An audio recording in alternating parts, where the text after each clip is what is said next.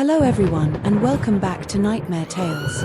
I know many of you use these videos to fall asleep, so before you drift off, I'd love it if you could leave a comment letting me know where you're listening from around the world. Also, don't forget to like and subscribe if you're enjoying this video. I still remember the first time I stepped into that building at night. It felt ordinary. At first the walls needed a fresh coat of paint, the floors creaked in certain spots and the lights flickered in the corners. I was hired for a simple night shift job, mostly keeping track of who comes and goes.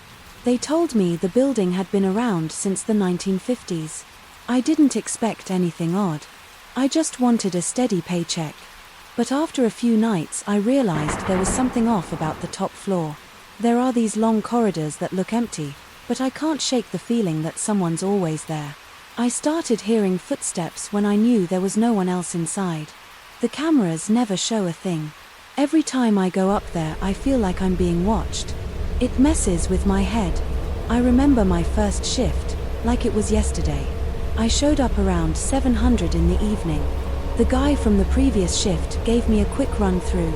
He showed me the reception area, the security room with the camera feeds and the stairwell that led to the higher floors. He said, "Don't worry, it's quiet here at night. Just make sure nobody sneaks in." Then he left and I was alone. I checked all the entrances, locked the side door and put my stuff down behind the reception desk. The first few hours were easy. Nothing happened. I listened to a late-night radio show to pass the time and occasionally looked at the screens. I saw static cameras of empty hallways, an empty lobby and dark corridors on the upper floor. At around midnight I decided to do my first round of the building. The owners had asked me to walk around each floor to confirm everything was secure. The elevator was old and slow, so I took the stairs. The stairwell smelled like old concrete. The metal railing rattled when I held it. The second and third floors were quiet. Nobody rented those offices at night, so I didn't expect to see anyone. On the fourth floor I started to feel this weird sense of heaviness. The air felt thick. There was a faint smell of dampness, like the walls had soaked up water over time. The lights were on, but they flickered more than in the lower floors. I didn't see anything, so I shrugged it off as my nerves. I reached the fifth floor, which is the top floor. The corridor stretched in front of me with doors on each side. Some were offices for small businesses, others were closed off. The entire hallway was silent. I listened for any sound just to make sure. Then out of nowhere, I heard a heavy footstep behind me. It echoed off the walls. I spun around.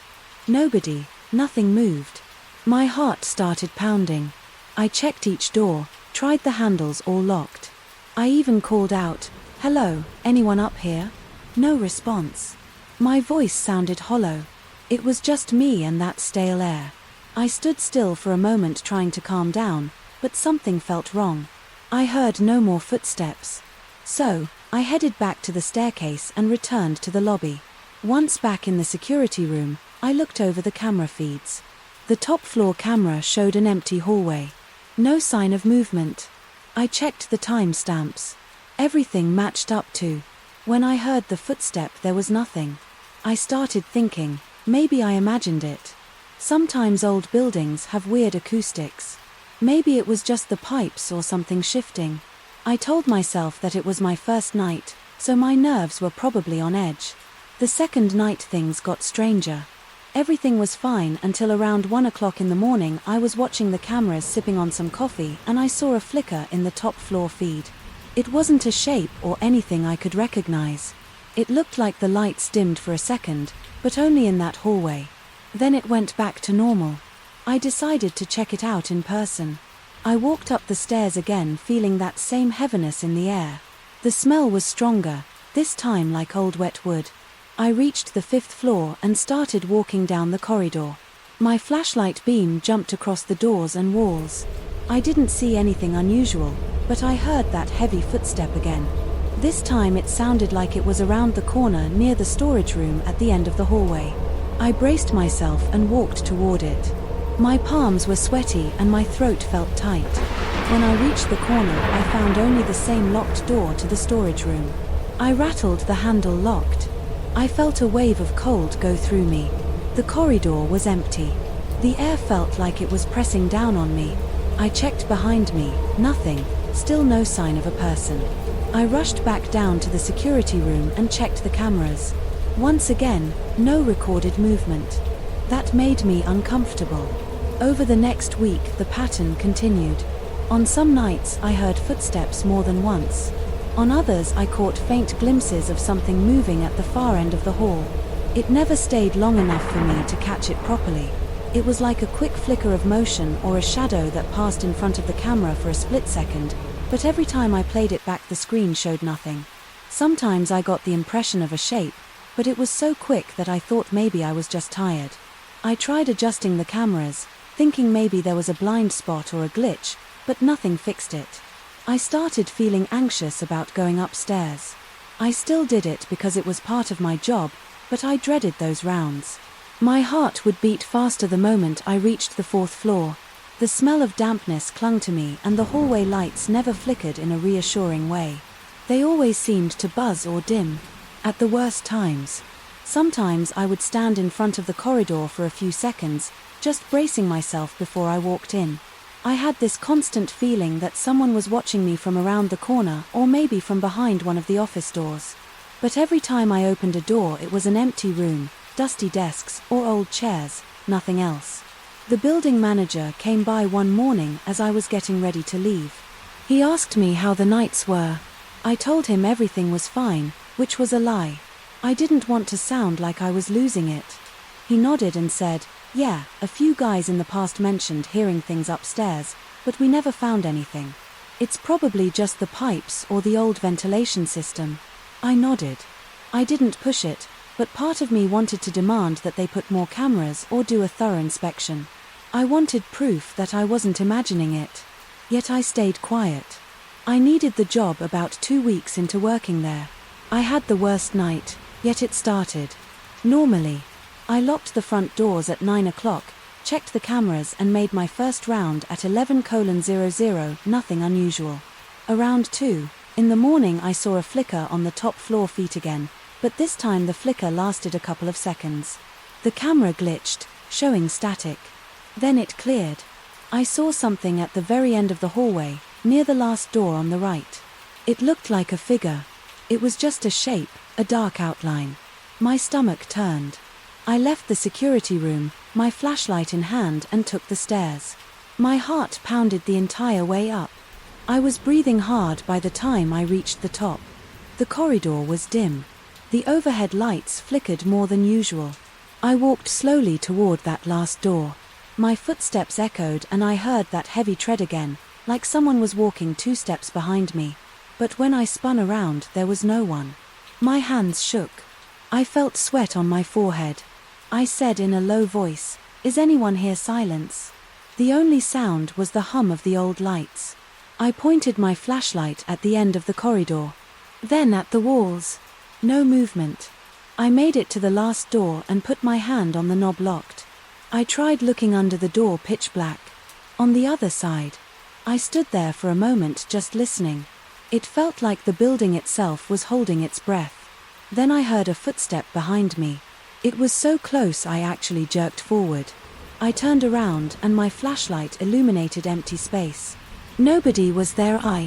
I felt a chill crawl up my back and I sprinted for the stairs. Once I made it back to the security room, I felt my legs shaking. I sat down and tried to calm myself. I stared at the camera feed. The top floor looked perfectly still. No flickers, no figures, no movement. Everything was normal. Again my mind raced with questions. I wondered if I was losing it, but I kept thinking about how real those footsteps sounded. They were heavy, like boots on a hollow floor. I decided to stay in the security room for the rest of the night. I didn't want to go back upstairs unless I absolutely had to. My routine shifted. After that I still did the mandatory rounds, but I rushed them. I would climb the stairs, check the floors quickly and then come right back down. I started hating the feeling of the stale air up there. It felt like it was pushing against me. Even the walls looked different. The paint was peeling in spots I hadn't noticed before. The hallway lights seemed dimmer each time I went up. I wondered if it was just my fear magnifying everything. I also noticed that my anxiety carried over into the rest of my life. I lost sleep during the day, worried about going back in at night. My stomach felt knotted all the time, but I kept showing up because I needed the money. One night I decided to try something different. I brought a small voice recorder from home, thinking maybe I could capture the sound of those footsteps. I placed it in the top floor corridor around midnight. I hid it in a corner so it wouldn't be in plain sight. I pressed record and went back down to the security room around 2. In the morning I saw another brief flicker on the camera feed. I made a note of the time at the end of my shift around 5. I picked up the recorder and took it home. I played it back that morning. For the first hour there was nothing but silence and the faint hum of the lighting. Then, around the 2-hour mark, I heard a clear sound, heavy footsteps. They started and stopped a few times like someone was pacing. Then it went quiet again, but I heard no voices, no doors, nothing else. It gave me chills. At least now I had some proof that something was happening in that corridor, but it also scared me even more. I thought about showing the manager, but I decided against it. I didn't want him to think I was trying to stir up trouble or that I was some paranoid guy with a tape recorder. So I kept it to myself. The next few nights the activity stayed consistent, heavy footsteps, flickers on the camera, that strong sense of being watched. Sometimes I caught a glimpse of a shape at the end of the hallway, but it never stayed long enough for me to see details. It felt like a slow torture. My heart raced every time I opened the stairwell door to head up there. 2 weeks ago, I had an experience that still makes my skin crawl. I was in the security room watching the feeds around 1.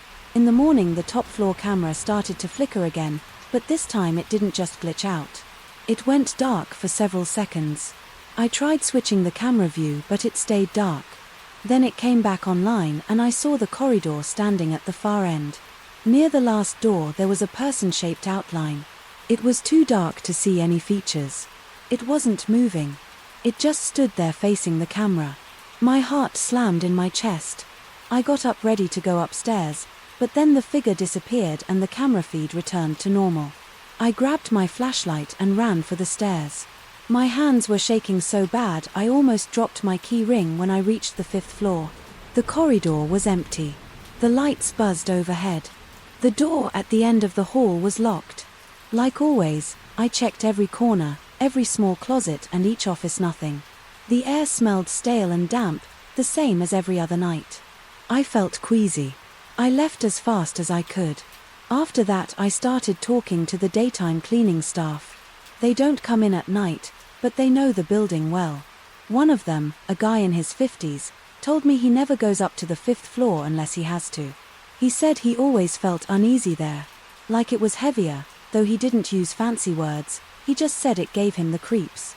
He never mentioned seeing anyone, but he did say he sometimes heard odd sounds when he was working late. That made me feel a bit better because it meant I wasn't the only one. But it also confirmed that this wasn't just in my head. I'm still here doing the same job, listening to the same empty corridors at night. Every shift I think about quitting my stomach CHS. Whenever I walk up those stairs the footsteps haven't stopped and I still catch that shape from time to time on the camera. It never shows up in the recording, so I have no video proof, just that audio of the footsteps. When I watch the live feed sometimes I see something at the edges. It's subtle, like the corner of the screen goes dark for a second, but there's nothing. When I rewind I can't explain it. I don't know what's going on and I'm not sure I want to find out. I just know that I feel watched up there. The smell never goes away and the lights never fully stop flickering. Each time I unlock the front door and walk inside at the start of my shift, I feel that grip of anxiety. I push through it because I need the paycheck, but part of me is always bracing for something worse. So far nothing else has happened. No one has been hurt and I haven't seen any evidence of an intruder. I just know that every time I set foot on that top floor I feel a presence and those footsteps keep coming like a reminder that I'm not really alone. I don't tell people the full story because most would laugh or say I'm tired, but it's real to me. I hear the heavy steps, I see flickers on the camera, I smell the damp air. I feel that grip of fear in my chest. It's enough to make me jump at every small noise. I've learned to live with it night after night, And that's all there is to it. I'm still here doing the job, waiting for morning, always wondering what else might happen in those dark corridors. I woke up on my first night in that new apartment with sweat dripping down my neck and my heart pounding against my chest. My bedroom door was slightly ajar, even though I remembered shutting it before I went to bed. The hallway light was off, but I could see a faint glow coming from somewhere near the bathroom. I got up, walked over and noticed the bathroom door was wide open. I had closed it too. I stood there for a few seconds trying to make sense of it. I checked the apartment's main door to see if it was still locked. It was. No windows were open. Everything was still in quiet, but I felt my skin crawl. I'm a 36-year-old guy, recently divorced and trying to start over in a small ground floor apartment in a quiet residential neighborhood. The place seemed fine at first. It's an older building with thick walls and narrow hallways. The landlord told me the previous tenant moved out to live closer to work. I didn't think much of it. I liked that it was affordable and had enough space for me. But after those first few nights, I realized something about the doors wasn't right. Every time I'd go to bed, I'd make sure all the interior doors were closed. Sometimes I'd even lock the bathroom door just to see if it would stay that way. More than once I got up in the middle of the night and discovered that it was not only unlocked but also standing open. I started to think it might be the wind. I checked the windows. I checked the frames. I noticed there was no draft. The seals were intact. The doors didn't move when I tried forcing air through the rooms, yet at night they kept shifting on their hinges.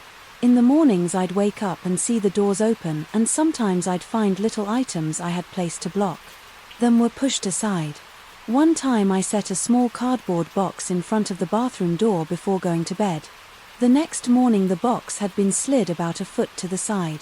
There was no damage to the box, and it looked like something or someone had deliberately placed it out of the way. Another time I put a paperback book against the hinge side of the door. When I got up, the book was on the sink in the bathroom. I had no explanation for that. My front door was still locked and there was no sign of forced entry. It rattled me. I decided to start writing down the times. I heard noises. I bought a small notebook and kept it on my bedside table. At night, if I heard a strange sound, I jot down the time as best I could. Most of the noises happened between 2 and 4 a.m. They weren't loud crashes or bangs. They were subtle. Sometimes it was a small creak, other times a low scrape, like a door brushing against the floor. Occasionally I'd hear a faint click like a latch moving. I'd sit up, turn on my lamp and feel my pulse racing. My throat would get tight and I'd have this urge to check every corner of the place. Each time I found nothing except the same odd detail. One or more doors were open when they shouldn't have been. I started losing sleep. My job performance took a hit because I'd show up exhausted. I'd drink coffee until my stomach burned. I tried telling a coworker about it, but as soon as I mentioned doors opening by themselves, she gave me that polite nod people give when they think you're exaggerating or losing your mind. She suggested maybe the building was settling. Old structures do weird things, she said. Maybe the frames are shifting. I considered that, but the speed and consistency with which these doors opened made no sense and nothing else was out of place in the apartment. A week later I decided to try some basic security measures. I put small pieces of tape on the doors to see if they moved. When I wasn't watching, I placed strips of tape at the top edge. So if the door opened, the tape would tear. Sure enough, every single piece of tape was either peeled off or torn. The next morning, I never found the tape on the door or on the floor. It just disappeared. I felt a mix of anger and fear. Someone was tampering with my stuff. Someone was inside my apartment while I slept, moving around, messing with my doors. To calm myself, I checked the windows and the main door again. The lock seemed fine. The front door had a dead bolt and a chain lock. I tested them. Everything functioned normally. I even tried pushing and pulling on the windows to see if maybe they were looser than they looked. They weren't. They stuck in place. When I left the apartment, I double-checked the locks. When I came back, nothing looked disturbed. But at night things changed. My sleep got worse. I started waking up in a cold sweat, around 2 or 3 hard in the morning, heart hammering, my mouth dry. I'd lie there straining my ears. Sometimes I'd hear a soft creak from the other side of the apartment. My stomach would clench and I'd feel like my chest was tight. I'd go check the living room, the kitchen, the bathroom. Every time I'd find at least one door open that I knew I'd closed. The bathroom light would be on or the closet door in the hallway would be halfway open. My eyes would dart around expecting to see someone standing there, but I'd find nothing, just empty space. I started locking all the interior doors before bed. I even purchased little wedge door stops, the kind you push under the door, to keep it in place. They didn't help. I'd wake up, find the wedge moved a few inches away and the door opened. No prints, no scuff marks, nothing. My arms would shake when I tried to put the wedge back in the morning. I felt powerless. One night, around 2:15 a.m., I heard what sounded like slow footsteps near the hallway. My bedroom door was closed. I reached over to my nightstand and grabbed my cell phone. I sat there in bed listening. The footsteps were faint but steady. My pulse was so loud in my ears that I almost couldn't hear anything else. I thought about calling the police, but I didn't want to deal with the hassle unless I was certain someone was inside. Finally, I stood up and tiptoed to the door. I could hardly breathe. My legs felt weak. I opened the bedroom door. The hallway was dark. I reached for the light switch on the wall. The bulb flickered to life.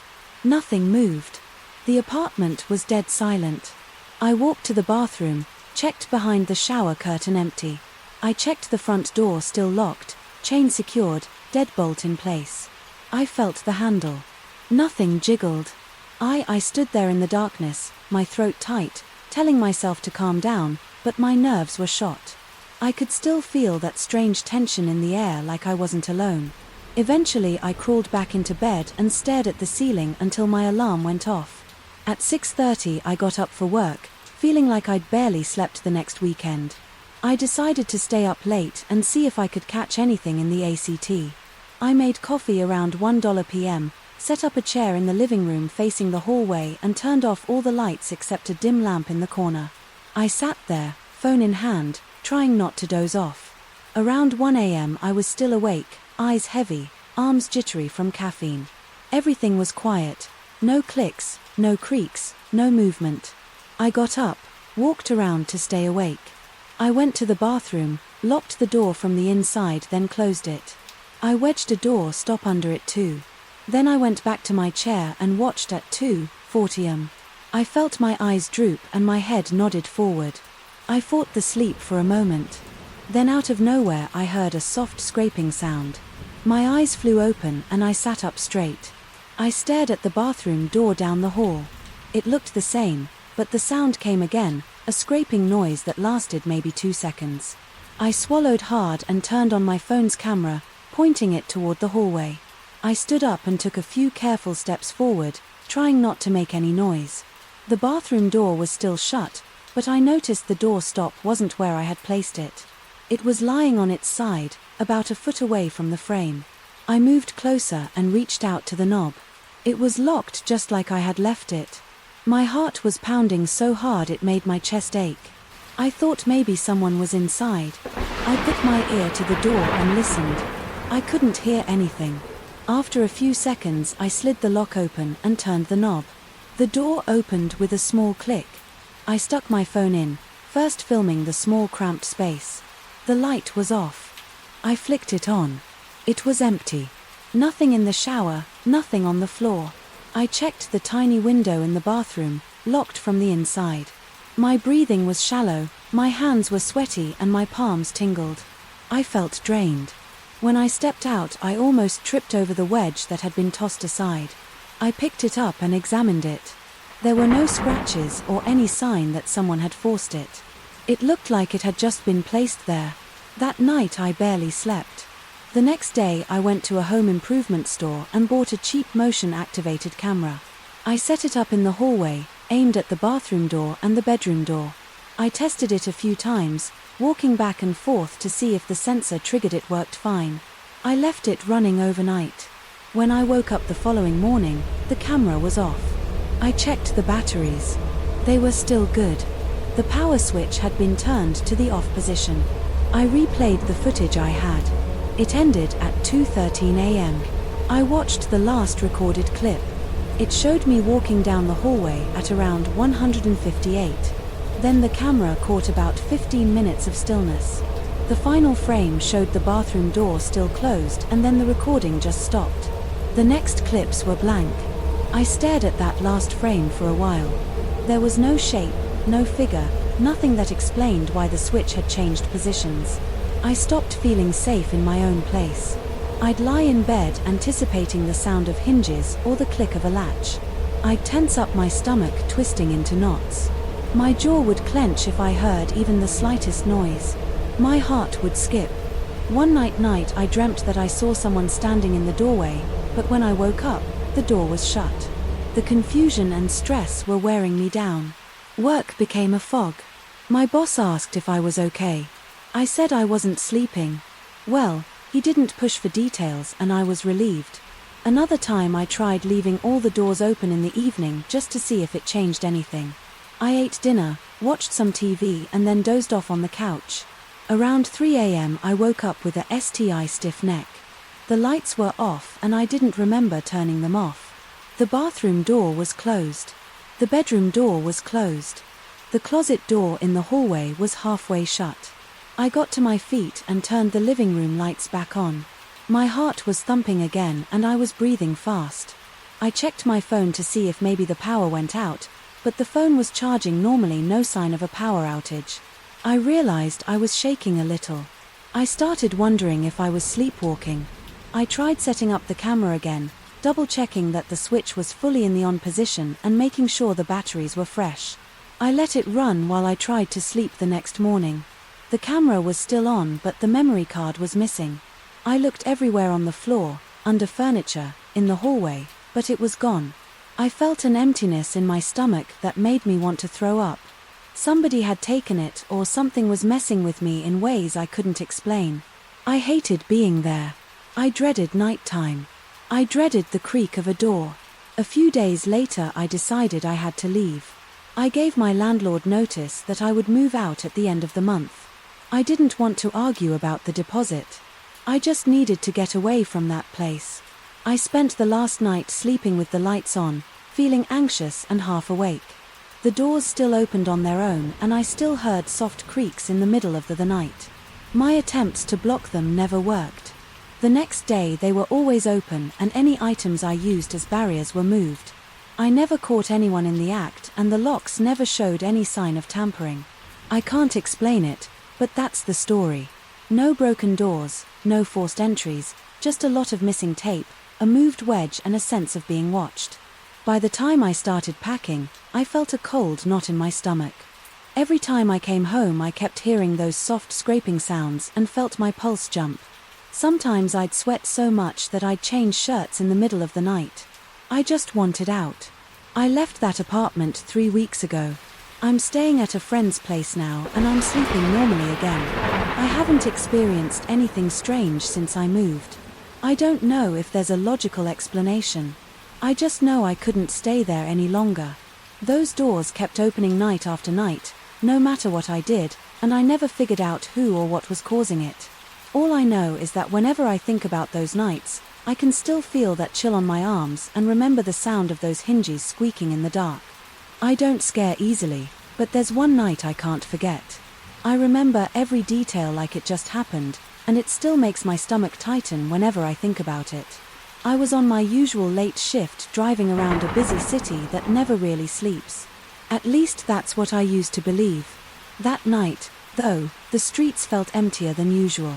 I had already taken a few rides, nothing special, just the typical airport drop-offs and a few groups leaving bars around 2 Rysam, and I got a ride request from a spot on a long avenue with barely any lights.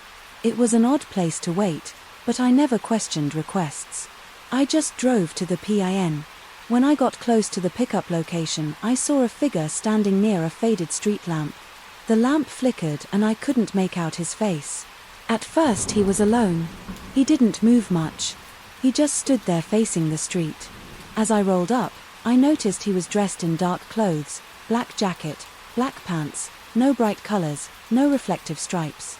He didn't flag me down or wave. He just stood with his head slightly angled toward the car. I pulled over, unlocked the doors and said, "Hey, you, the one who requested a ride." He nodded. He didn't say a word. He opened the back door and slid in behind the passenger seat. He shut the door softly, not slamming it, not making any sudden moves. I usually greet new passengers. Say something like "How's your night?" or "Where are you headed?" But something about his silence made me hesitate. I caught his eyes in the rearview mirror. They were narrow and he looked like he hadn't slept. There was a kind of intensity there that I didn't want to provoke. Still, I tried a small greeting. "Evening." I said. He nodded again, still not speaking. I glanced at the app. It showed a destination across the city near an older neighborhood. It would take at least 30 minutes, maybe more, with the late-night road closures. I thought about turning on some music to cut the tension, but part of me wanted to hear everything in case he started talking. I felt uneasy. My mouth felt dry.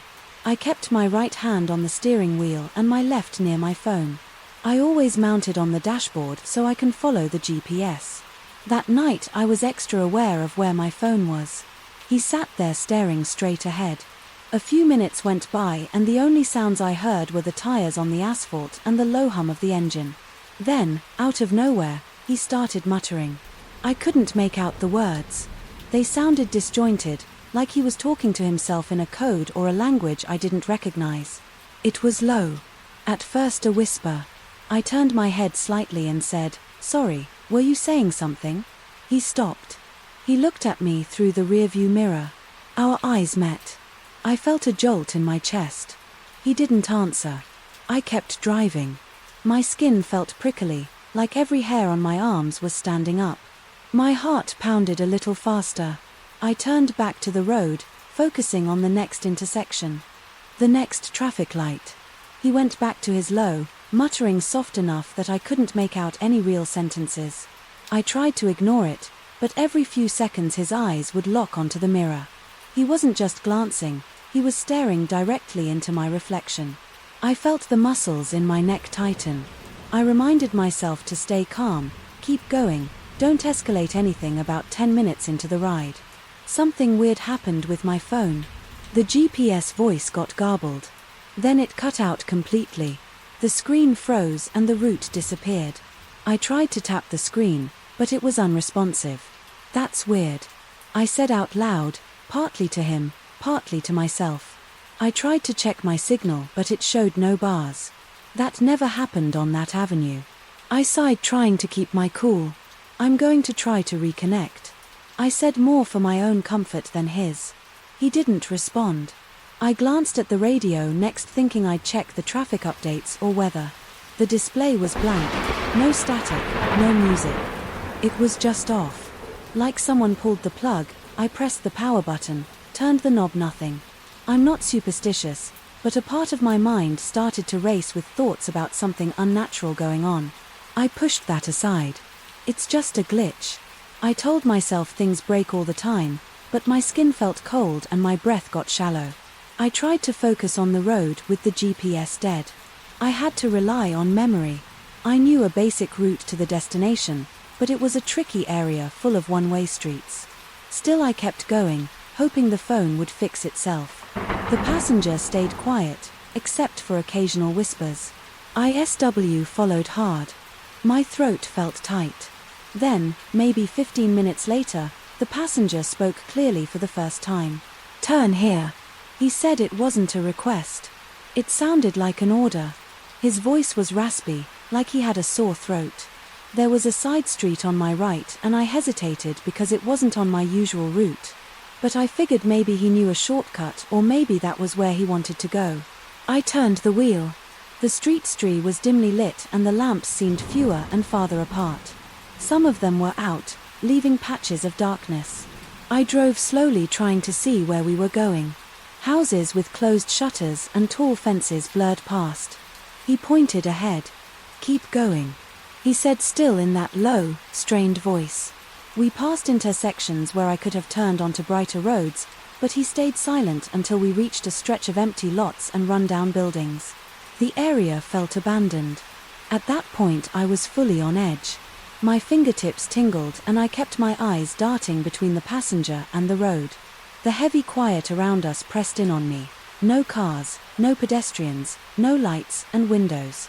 He leaned forward a bit, bringing his face closer to my seat. I heard him breathe.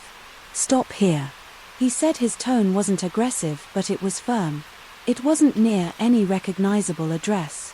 There was just a row of old street lamps, half of them off. The pavement was cracked. I almost said something like, "Are you sure?" But my words stuck. I slowed down and pulled to the curb. The street felt dead. There was no wind, no rustling of trees, nothing. I put the car in park. I watched him in the mirror and his face had this faint grin. It didn't look friendly. It looked strange. The corners of his mouth curved up slightly and his eyes seemed almost blank.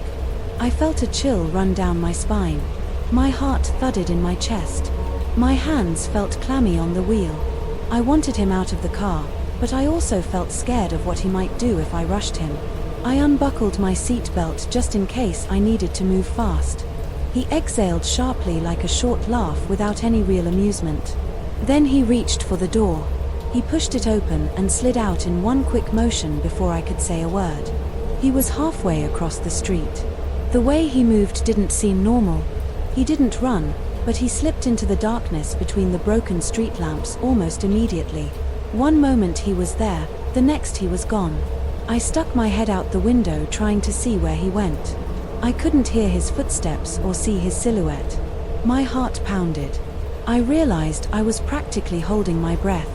I looked at the empty street, the dark buildings, the flicker lamp to my left. The only sound was my own breathing and the low hum of my engine. I pulled my head back in, locked the doors and tried my phone again. Suddenly I had full bars. The GPS map loaded right away. Notifications popped up one after another like nothing had been wrong. Even my radio turned back on by itself, blaring the last station I had tuned to. I jumped at the sudden noise, then fumbled to shut it off. I felt a wave of relief, but also confusion. 1 second everything was dead. The next second it was all fine. I shook my head, put the car in drive and pulled away from the curb. My stomach felt queasy. I glanced back at the dark street, but I didn't see anything except a stretch of road disappearing under broken lights. My phone buzzed, alerting me to new ride requests, but I ignored them for a moment. I just wanted to get somewhere bright and safe. I found the main road again, and as soon as I hit the busier avenue, the world felt normal. Cars drove by, streetlights worked. The phone never lost signal. I took a deep breath, parked at a gas station and got out to stretch my legs. My knees felt weak and my hands trembled. I checked the back seat. The passenger hadn't left anything behind. The seat wasn't even warm, like he'd never been there. I shook my head in disbelief. What the hell was that? I whispered to myself. A part of me wondered if I should call the cops, but I didn't have a crime to report. He didn't threaten me, didn't do anything illegal. As far as I knew. I decided to let it go. Standing by the gas pump, I felt the cool night air on my face. It helped me calm down a bit. I took a few more deep breaths trying to shake off the tense feeling in my chest. My phone stayed connected, which made me feel a little better. I stared at it, half expecting it to glitch again, but it seemed stable. I got back in the car and looked at the clock. The entire trip had taken about 25 minutes, though it felt a lot longer. My shift wasn't over, but I considered calling it a night. I had a sick feeling in my stomach that wouldn't go away. I started driving toward my usual spots, where bars stay open late. Maybe I could pick up a normal fare, something to push this weird experience out of my mind. But as I cruised, every time I glanced at the rearview mirror, I half expected to see that man's eyes staring back. I picked up 2 more passengers that night, both pretty regular, a guy headed home from work and a woman needing a ride to a nightclub. Nothing strange happened with them. My phone and radio worked fine by the time my shift ended. The sun was starting to rise and I felt exhausted. I went home, parked in my usual spot and just sat in my car for a minute. I replayed everything in my head, his side, ents, the muttering, the dead signals, his sudden departure. How the phone came back online right after it made no sense. I asked myself if I had missed something. Maybe the passenger was having a medical episode or was under the influence. But that wouldn't explain the electronics dying the way they did. Then coming back, I didn't see him carry any device that could jam signals. It didn't look like he was messing with anything on his phone. He never used his phone in the car at all. And he left so fast I didn't have any friends who would believe me without a bit of joking around. So I never told the full story. I just said I had a weird ride that night. But every time I recall it I feel that pressure in my chest, that cold sweat, the memory of him smiling in that unsettling way. It wasn't a big grin, it was just a small curve of the lips, but it felt threatening in a way I can't fully explain. I've been driving for years and I've seen rude passengers, angry ones, even a few who were obviously intoxicated. None of them freaked me out like that. After a few nights I returned to the same area to see if there was something off about the place. I drove by the street during the day. It looked like any neglected neighborhood with a few vacant lots and old buildings. The street lamps were there, some broken, some missing. I couldn't find anything unusual. No big electrical towers or weird transmissions that might explain my phone's behavior. I parked for a minute and stared at the spot where I pulled over that night. It looked completely ordinary in daylight. I felt a chill though.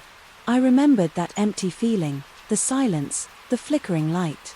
I started feeling uneasy again, so I left. I continued driving nights, but I never got another request from that spot. I watched my phone a bit closer, making sure the GPS was stable. Everything worked normally. The memory never left, though. Every time I pick up someone who sits quietly or stares too long, my pulse quickens. I remember that passenger's face in my mirror. I remember the tension in my gut when the roads are empty and the radio is low. I almost expect it all to happen again. I have a routine now. I keep my car in good condition, check the electrical systems, make sure my phone has the latest updates. I also watch my passengers more carefully. If someone gets in and acts too strange, I might ask them a few questions right away. I try to keep my distance if they make me uneasy. Still nothing has been as unsettling as that one ride. I'll never know what caused the signal to vanish or why everything returned to normal the second he left. I sometimes think about the possibility of him waiting out there looking for another ride. Maybe he does that to drivers messing with their heads. I don't know. All I know is that I felt real fear that night, the kind that makes your heart pee and your skin crawl. I didn't see any weapons, no direct threat, but it was enough to leave me shaky and confused. Some nights I push the memory aside and do my job without any issues. Other nights like tonight, I can't help but remember when I see a lone figure standing in a dark spot, my thoughts jump back to him. I wonder if I should accept the request or just drive on. Usually I accept, but part of me is always ready for something strange to happen again. The city can be unpredictable late at night and I've seen more than my share of odd characters. But that passenger was different. I still can't explain why and I guess I never will. So that's what happened. No children were involved, no one died, but it shook me. I still drive, but I keep my senses on high alert. Late nights on the road can get eerie and I've learned to trust my gut. I can't forget the way he stared at me in the mirror or the way the radio and phone died. Then came back the second he stepped out. It felt like I was stuck in a bad dream until he vanished into the shadows. And once he did, it was like none of it had ever happened. That's the story. I can't get out of my head even telling it. Now I feel a little on edge, like someone's behind me watching, but there's no one here. It's just me recalling that weird night.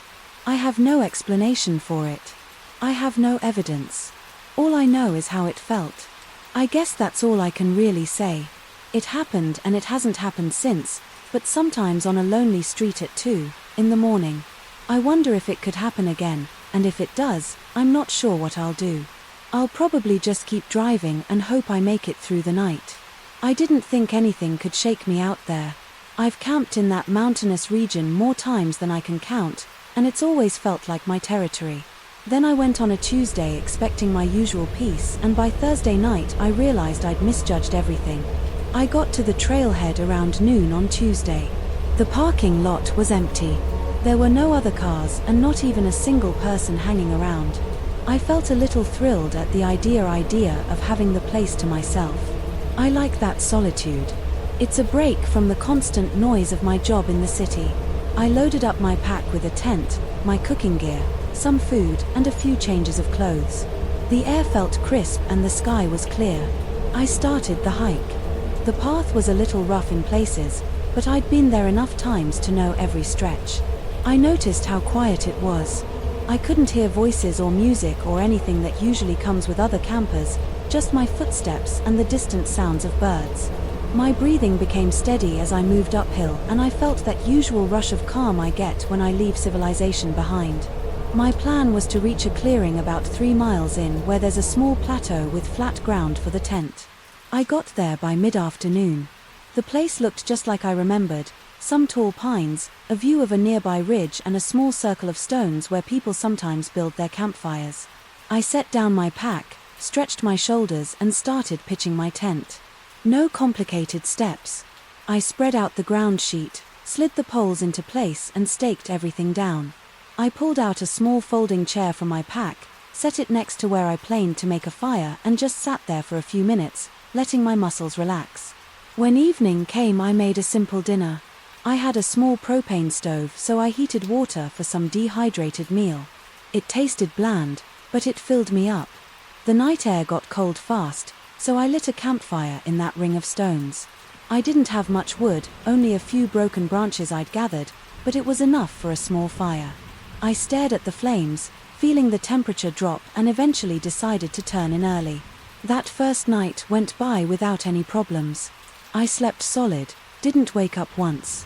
The second day was Wednesday, and I wanted to check out a nearby stream. I followed a narrow path through the trees, heading downhill until I heard the running water. When I got there, I filled my water bottle and washed my face. It felt icy, which woke me up more than I expected. I stood there for a while scanning the area. No sign of any other humans, not a single footprint in the mud. I saw a few deer tracks, maybe some raccoon prints, but no boot prints. It confirmed what I already knew. I was completely alone out there. I went back to camp, ate a little snack of jerky and dried fruit, then decided to gather more firewood for the coming night. I walked around picking up branches, breaking them into smaller pieces, making sure they were dry enough. The sun was still high, so I wasn't rushed. I probably spent an hour walking around with an arm full of wood. Then I piled it near the fire ring. Everything felt normal. I never got any strange vibe during the day, not even when the wind picked up. That second evening I cooked a bigger meal. I had some instant noodles and tossed in a few bits of dehydrated vegetables, nothing gourmet, but warm and filling. I watched the sun sink behind the ridge, turning the sky orange. I leaned back, listened to the wind in the trees, and felt grateful for the quiet. I remember that moment well because it was the last time I felt relaxed. On that trip, I let the fire burn down to embers and crawled into my tent around 10. My sleeping bag was warm. The night air was cold enough to sting my face if it got exposed. I drifted off, not expecting anything to bother me. Sometime after midnight, maybe around 2, in the morning, I woke up. My eyes shot open because I heard something outside. It was a rustling sound, like leaves being disturbed. At first I told myself it was probably an animal. It's normal to have critters sniffing around a campsite. I stayed quiet, just listening. Then I picked up this other sound, something that reminded me of breathing. It wasn't loud. It was more like a faint huffing or panting. It had a rhythm to it. Like it was alive. I started feeling my heart pounding. My mouth went dry. I realized I was gripping the edge of my sleeping bag. I didn't want to move too fast or make noise. I reached for my flashlight, which was right next to my pillow. I flicked it on, but I didn't unzip my tent yet. I just aimed the light at the tent wall. There was no shape visible from inside, no shadow or silhouette. I couldn't tell if something was just behind the tent or farther away. My mind was racing. I thought about what animals could be out there. Deer. They usually move quietly, and I don't think I'd hear them panting like that. Bear. It's possible, but I couldn't hear any heave steps or any typical bear sounds. I've encountered bears before, and they tend to grunt or sniff in a more distinct way. This sounded different, almost like someone breathing with their mouth open. After a few minutes, everything went silent again. I felt a slight breeze, but the breathing noise stopped. My muscles were tense. I wanted to check outside, but I felt a spike of fear. Eventually, I mustered the courage to unzip the tent a few inches. I stuck my flashlight out and swept the beam around. The forest looked still. The pine needles and leaves on the ground barely moved. I pushed the zipper all the way, just enough to peek my head out. My breath came out in shallow bursts because I was so on edge. Nothing, absolutely nothing. I shone the light on the ground, hoping to see tracks or some sign of an animal. I didn't see any immediate footprints. I looked toward the fire ring, only faint embers. There was no movement. I listened, holding my breath, not a single sound. After a minute or two, I zipped up again. I lay back down, but my body was rigid. I tried to tell myself it was probably a small animal that just sounded weird, or maybe the wind was playing tricks. But it didn't feel that way. The breathing had sounded too deliberate. I stayed awake for at least another hour, maybe more. Every time I started to drift off, I heard a soft crunch outside. It might have just been the trees settling or branches shifting, but in that heightened state it felt like someone or something was circling my campsite. My thoughts were scattered. I considered grabbing my knife, but then I thought, what if it's just a curious raccoon or fox? Eventually, I must have fallen asleep from sheer exhaustion. The next morning, Thursday, I crawled out of the tent feeling groggy. My back hurt a bit from how tense I'd been. I walked over to the fire ring and noticed footprints in the soft dirt. I immediately knelt down to examine them. They weren't clear boot prints like mine, and they weren't paw prints from a typical animal. They looked almost like a cross between a shoe and a barefoot, but bigger. The outline wasn't sharp, but I could see that it wasn't the shape of my boots. I felt a nervous flutter in my stomach. I checked around the clearing for more prints. I found a couple near some trees a few yards away. Then they disappeared on the harder ground. I stood there rubbing the back of my neck, trying to figure out what could have left them. It didn't look like some typical hiking boot. The shape was longer and the edges were softer, maybe some kind of wide footwear or something worn down. I didn't recognize it. It unnerved me. It also confirmed that I hadn't imagined the noises during the night. I spent the rest of Thursday trying to keep myself occupied. I walked a mile or two down a side trail, but I couldn't stop thinking about those tracks. At one point I caught myself turning around every few steps looking for movement. The wind picked up again around midday and the temperature stayed chilly. I returned to my camp feeling that tension in my shoulders. I didn't see anything out of place besides those footprints, but that was enough to keep my guard up. By late afternoon I had to decide whether to stay another night or leave. My plan was to stay until Friday morning, and I didn't want to cut my trip short. But I felt uneasy. In the end I decided to stay, but I told myself I'd stay alert. I organized my gear, made sure everything was packed in a way that I could leave quickly if I needed to. I collected enough wood to keep a fire going longer. Into the night I ate an early dinner of canned soup heated on my little stove. I tried to keep calm, but my hands were a bit shaky when darkness fell. I made a bigger fire than the nights before. I sat close to it, occasionally glancing at the tree line. The shadows shifted with the flames. I didn't see anything move out there. The only sounds I heard were the crackle of the fire and the wind. But that memory of the breathing wouldn't leave my head. At around 11, I added more wood to the fire, hoping the light would discourage any curious animals or other visitors. My mind kept going back to those strange footprints. I thought about possible explanations. Maybe someone was out here in old boots, or maybe a hunter had some unusual gear. But I hadn't seen a single person for days, and there were no cars parked anywhere near. Maybe someone came in from the other side of the mountain, but that seemed unlikely. Eventually I got tired enough to crawl into my tent. This time I kept my flashlight in my hand and my knife was within arm's reach. I left the tent flap partially unzipped so I could see outside if needed. The glow from the fire illuminated a small patch of ground near my tent. I tried to convince myself that if anything or anyone walked close, I'd see them. I must have dozed off, because the next thing I knew I was jerking awake, feeling my heart hammer in my chest. It must have been around 2 o'clock in the morning again. The fire had died down to a weak glow and the clearing was mostly dark. My eyes struggled to adjust. I heard that same faint rustle. It sounded like leaves or needles being pushed around. Then came the breathing. It was slow and it seemed closer than the night before. I held my breath, straining to listen. My thoughts were scattered and I felt my palms sweating. I realized I was clutching my flashlight with such force. My hand started to hurt. My mind spun with different options. Should I shout? Should I jump out of the tent with the knife? Should I just wait quietly? I decided to try shining the flashlight through the partially open flap. With my finger on the switch, I clicked it on and aimed the beam outside. For a split second I thought I caught movement at the edge of the light, but by the time the flashlight was pointed there, nothing was visible. The breathing noise stopped, the rustling stopped. I swallowed hard, blinked to clear my eyes and looked around. The ground looked empty. The tree line was pitch black. I didn't see any shape or outline of a person or animal. My heart wouldn't slow down. I stayed there scanning the darkness, waiting for another sound or movement. 5 minutes passed, maybe 10, and nothing else happened. Eventually I told myself to lie back down. I didn't sleep the rest of the night. Every few minutes I jolt up, shining the flashlight around, seeing nothing but the empty clearing. As soon as the faintest light of dawn appeared, I started packing. I didn't bother with breakfast.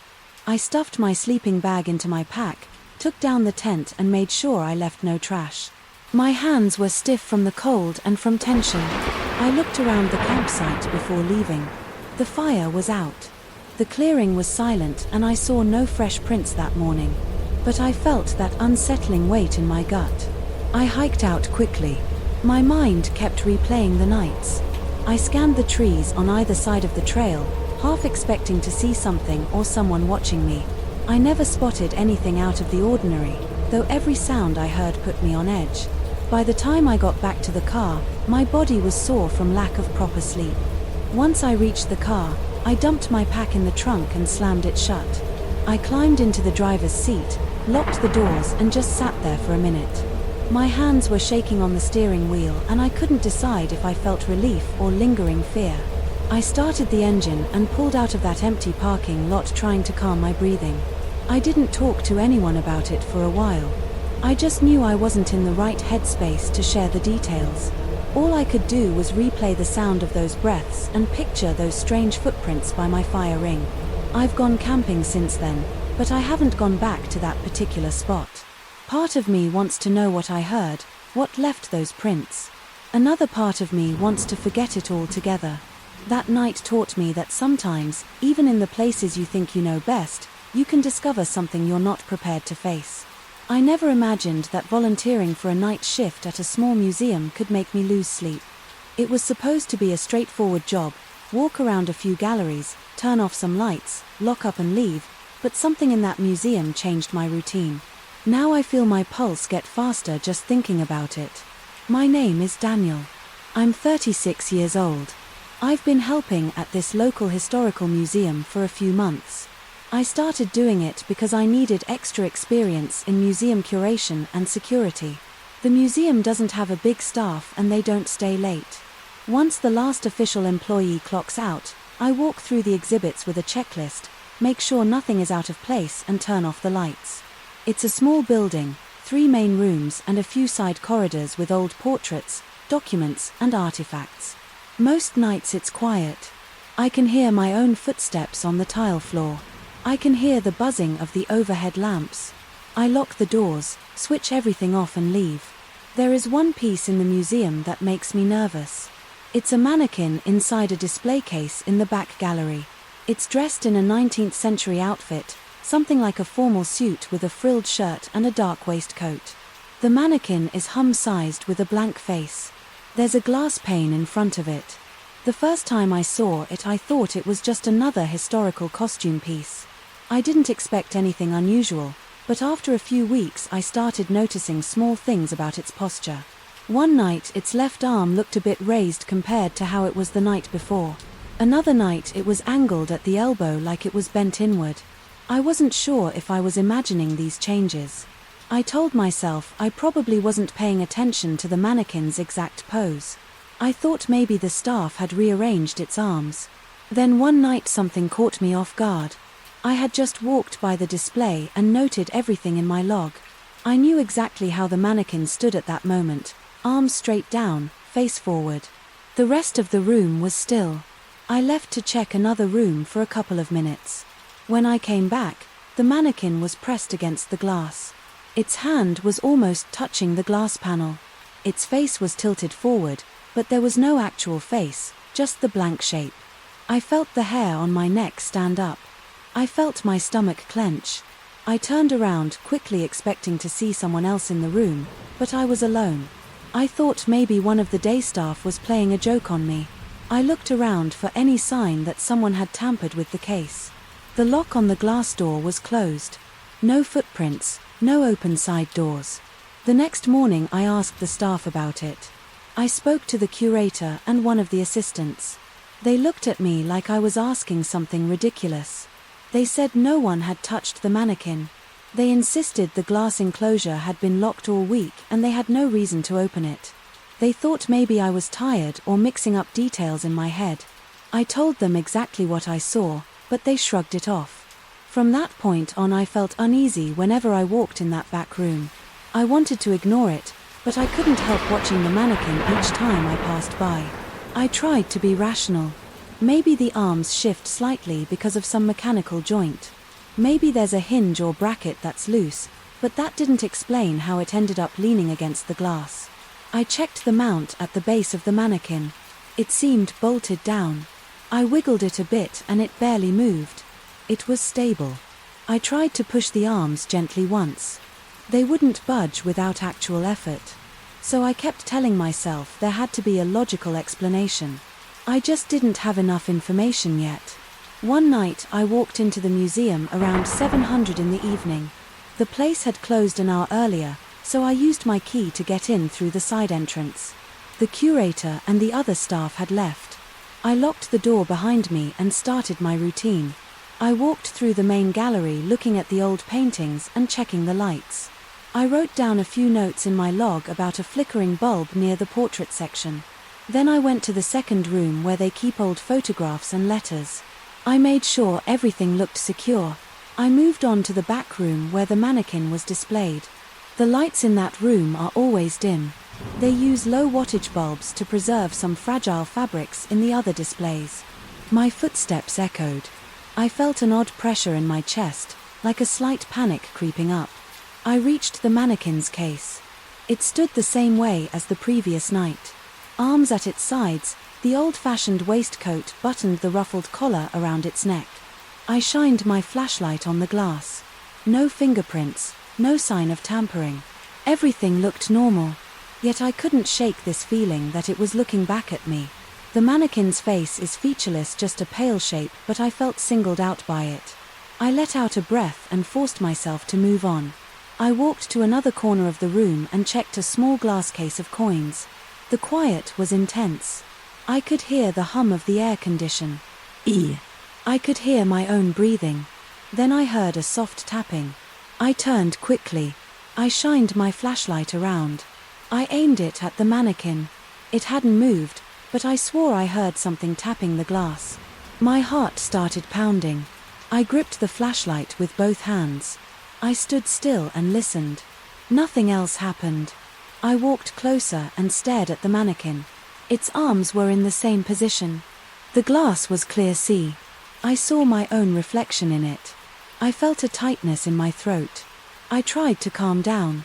I checked the vents in case the air was blowing something against the glass, but nothing was near that display. There were no items that could tap the glass. I told myself I might have imagined it. I walked out into the hallway and started heading back toward the main entrance. I carried a ring of keys in my left hand. I held them tight and heard the metal clanking a bit. My legs felt slightly shaky. I decided to do one more pass through the other exhibits before turning off all the lights. I spent another 20 minutes walking around noting everything. I felt a strange urge to check on the mannequin again, but I didn't want to linger. I ended up returning to the back room anyway. I felt pulled to that spot just to be sure everything was fine. When I walked back in, my stomach tightened again. The mannequin was still behind the glass, but now its right arm was raised. The hand was level with its waist. That was not how it looked before. I walked right up to the glass and I actually touched it with my fingertips. I saw no gap, no damage. The lock at the side was still secured. My heart raced. I felt my mouth going dry. I tried to reason with myself. Maybe I just forgot the exact position. Maybe the staff changed it earlier, but I had asked them about that already. They said they never touched it. I stood there for a minute just staring. The silence felt heavier. I felt my heartbeat in my ears. I lifted my flashlight and aimed it directly at the mannequin's face. I wanted to see if it had any detail, but it was just smooth. Then I heard a faint scraping noise. I jumped back. I felt my shoulders tense up. I stepped around the side of the display looking for some cause. I saw nothing that could make that sound, but the scraping came again softer. This time it sounded like something shifting against fabric or glass. I looked at the base of the mannequin. It hadn't moved from its spot as far as I could tell, but I couldn't be sure. I backed away slowly, still watching it. I felt my chest tighten and I realized I was holding my breath. I forced myself to exhale. I turned and walked out of the room, but I kept looking over my shoulder. My skin felt cold. My forehead was damp with sweat. I flicked off the light in the corridor and hurried toward the exit. I set the alarm, locked the door and went to my car. The whole time I kept feeling that something was right behind me. I glanced back at the entrance before I got in the car. I saw only the dark outlines of the exhibits inside. For the next few days I tried to shake the feeling that I wasn't alone there at night. I would do my rounds in a rushed manner, walking quickly through the corridors. I caught myself looking over my shoulder all the time. I started hating that final walk past the mannequin's display. One evening, about a week later, I decided to set up my phone to record while I did my checks in the other rooms. I placed it on a tripod facing the case. I hit record and left for about 15 minutes. When I came back, the phone was on the floor. It hadn't cracked, but it was turned off. I always keep it charged, so I knew the battery wasn't dead. The tripod was lying on its side. I picked it up and looked at the mannequin. Its arms were both at its sides. The phone video file had only 3 minutes of footage and the rest was black. It cut off abruptly. I didn't tell anyone at the museum about this. I figured they would think I was messing around or trying to scare people. I started taking shorter shifts. I made excuses to leave earlier. I claimed I had early morning obligations, so I couldn't stay too long at night. I just wanted to avoid that final moment near the mannequin, but eventually I had no choice. The curator asked me to lock up after a late local event. That night there was a small lecture and the last group left around 10. I had to check everything because they had moved some objects for a demonstration by the time I finished putting them back. It was past 11. The building was dark. Only a few emergency lights in the corridors were on. My footsteps sounded louder than usual. I felt sweat under my arms and my hands trembled a bit. I headed toward the back room. The air felt heavy and I noticed a slight smell of old fabric. The mannequin stood behind the glass. I walked up to it and checked the lock. It was intact. I took a step back. Then I heard a metallic click. It sounded like the lock being released. My chest got tight again. I shined my flashlight on the enclosure. The lock looked the same. I reached out and tested the case door. It didn't move. I let out a shaky breath. I finished the rest of my routine, but I couldn't stop thinking about that click. I went back to the front entrance, turned off the main lights and punched in the alarm code. On my way out, I passed by the corridor leading to the mannequin one last time. I paused for a second and I felt something like a faint presence behind me. My back tingled and I glanced over my shoulder. Nothing was there. My heart was hammering and my breath felt shallow. I left as fast as I could for the next few nights. I tried to act normal.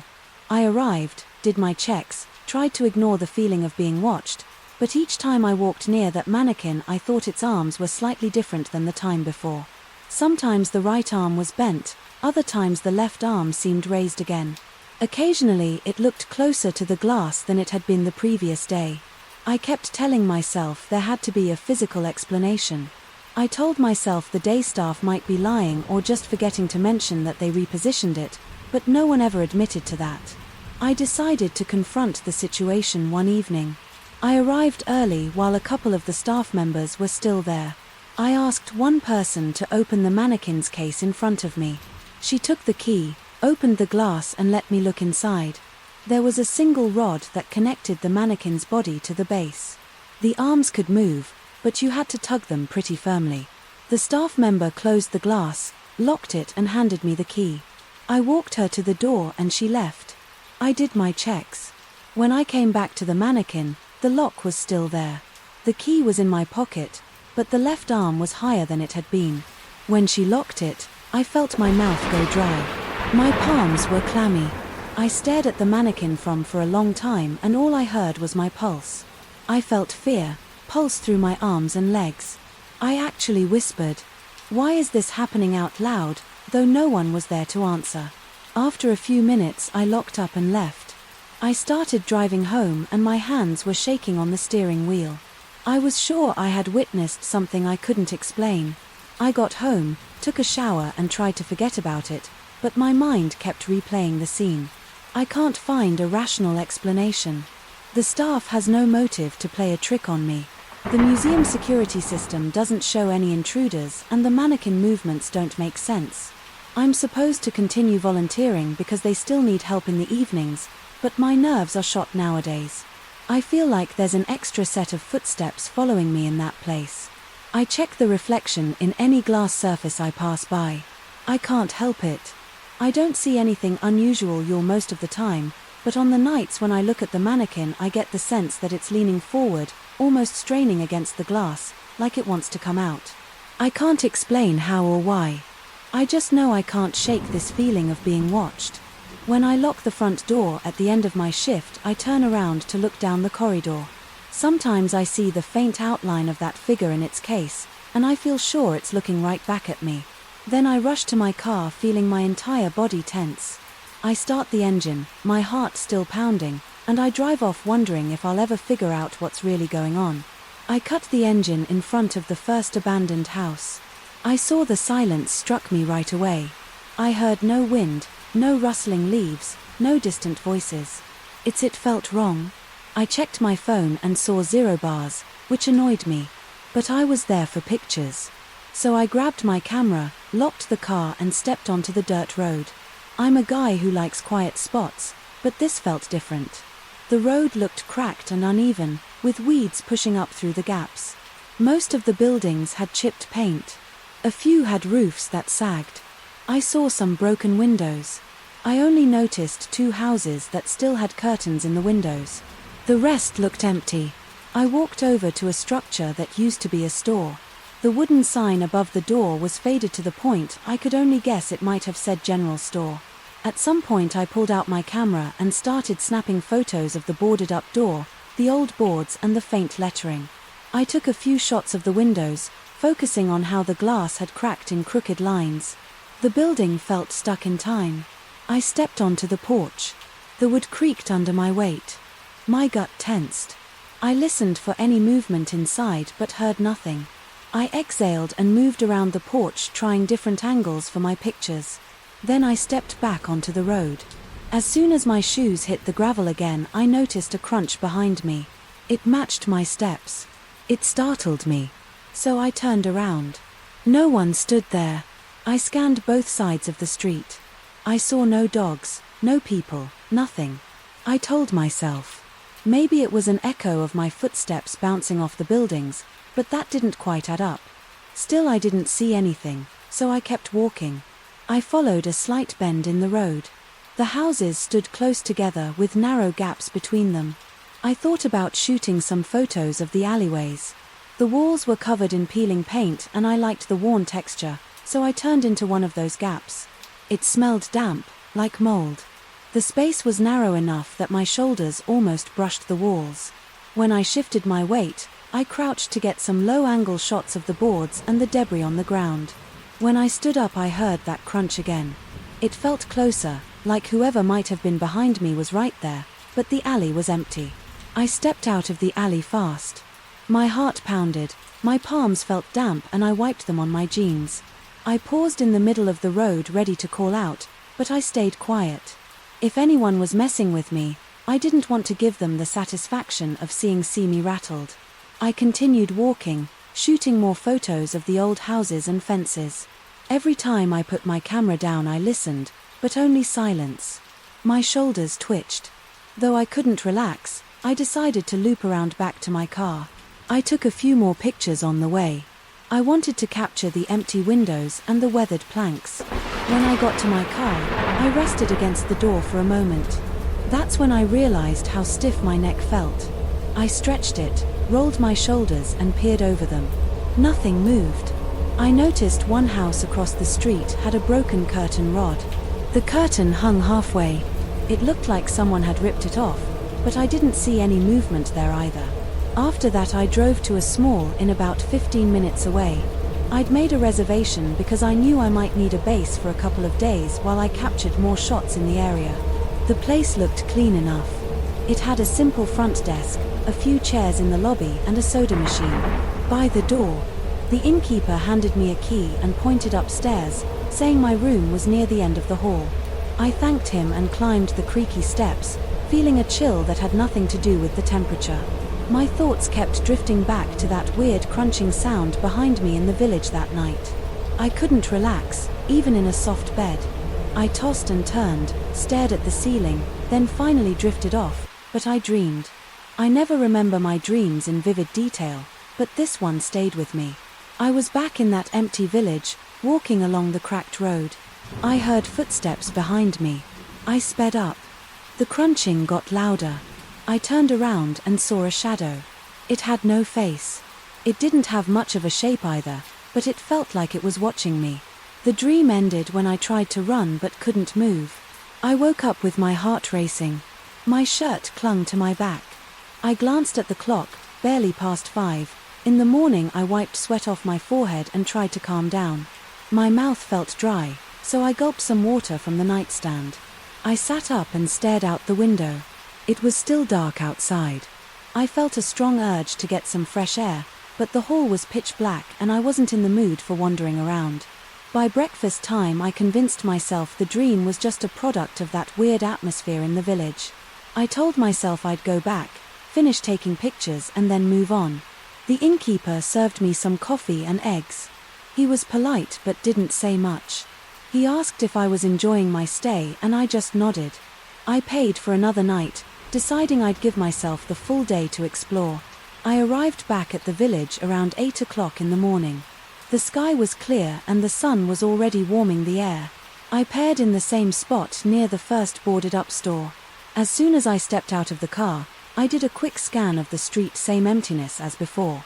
I walked straight to the next block, where I had seen a few houses that looked interesting. 2 of them had unusual roof shapes. One had a collapsed porch. I planned to take shots of that one for sure. The silence felt heavier in the morning. No birds chirped. I didn't even see any stray cats or anything like that. I moved around snapping pictures, changing lenses to get wide shots of the entire street. I noticed a few curtains that looked newer, which hinted that someone might still live there, but no people showed up. I found a building with a mailbox that had a name on it. The name's letters were scratched off in places, so I only saw GR or something like that. By mid-morning, I reached a small wooden house that I'd overlooked the day before. The paint was peeling and the front steps looked rotted. I wanted a good shot of the wood texture, so I approached carefully. I didn't want to step on the porch because it looked too weak to hold my weight. I squatted on the ground to get a low angle. Then I heard a squeak. It sounded like a floorboard under pressure. I froze and looked up at the windows. They were dusty, but I could see shadows inside. Maybe a piece of furniture. I stood up and called out hello. I got no response. My heart thumped in my chest. My mouth went dry again and I swallowed hard. I took a step back, unsure if I should walk away. Then I heard another squeak. This one was louder, like something moving inside. The door was closed, but I saw a gap in the frame. The wood near the handle was splintered. I tried to peek through the window, but I couldn't see anything clearly. I felt tension in my stomach. My legs felt stiff. I decided to call out again, louder this time. "Hello, anyone there?" No answer. The house stayed silent. I realized I was gripping my camera too tight. My knuckles felt sore, so I relaxed my hand. My instincts told me to leave, but I also felt drawn to figure out if someone was inside. I edged toward the window to see if I could detect any movement through the dirty glass. I couldn't see much. The interior looked dark, like there were no lights on. Suddenly a loud clunk echoed from inside. It sounded like something heavy landing on the floor. My chest tightened. I glanced at the door, debating whether to knock, but everything about the situation put me on edge. The boarded-up houses, the strange footsteps I'd heard, the dream I had, and now these noises inside a place that looked abandoned. My instinct screamed at me to step back. I felt a prickling sensation on the back of my neck, like something was about to happen. Nothing did. No one came out and I didn't hear any voices. But I couldn't shake the feeling that someone or something was watching me from behind those dirty windows. I leaned forward to get one last look. Then heard another squeak, sharper this time, like a board protesting. I jumped. My heart rate shot up and my breath caught. I backed away from the porch, almost stumbling off the curb. I forced myself to keep walking down the street. I tried to focus on other houses, but I couldn't stop thinking about that noise. My eyes flicked back to that wooden house every few steps. At one point I thought I saw the curtain in the side window shift. I stared for a few seconds, but it didn't move again. I wondered if it was just my imagination or a trick of the light. I decided I'd had enough for one day. I circled back to my car, still gripping my camera. I usually take my time, look for good angles and try to capture every detail, but I felt uneasy, so I hurried. My boots raised small clouds of dust on the gravel. My breathing was shallow. My hands felt shaky, which is unusual for me. I got in the car and locked the doors. I sat there for a moment, just breathing and staring at the steering wheel. My skin felt clammy and my pulse pounded in my ears. I started the engine, then noticed something in the rearview mirror. The street behind me was empty, but I thought I caught a glimpse of movement near the corner of a house. It could have been a curtain or maybe a shutter swaying in the breeze, I couldn't be sure. I turned my head to look through the back window, but I saw nothing. I shook my head and drove off on the drive back to the inn. I felt a tight knot in my gut. It was broad daylight, but I felt cornered by that village. It didn't make sense. Nobody confronted me. I hadn't seen any actual person or found any footprints that confirmed someone was stalking me. But the tension was real. My body reacted like I was in danger, even my shoulder muscles HDHD. I drummed my fingers on the steering wheel, trying to calm down. I told myself I'd pack up tomorrow and leave the area behind. Once I reached the inn, I parked and sat in the car for a minute. My eyes felt drawn to the tree line behind the parking lot. I half expected to see a figure watching me from there, but everything was still. I forced out a long breath, then headed to my room. I locked the door behind me and placed my camera gear on the small table by the window. I kicked off my shoes, sat on the bed and tried to relax. My heart was still pounding. The images of that wooden house played over and over in my mind. I grabbed my camera and flipped through the photos. I scanned each shot, looking for anything unusual.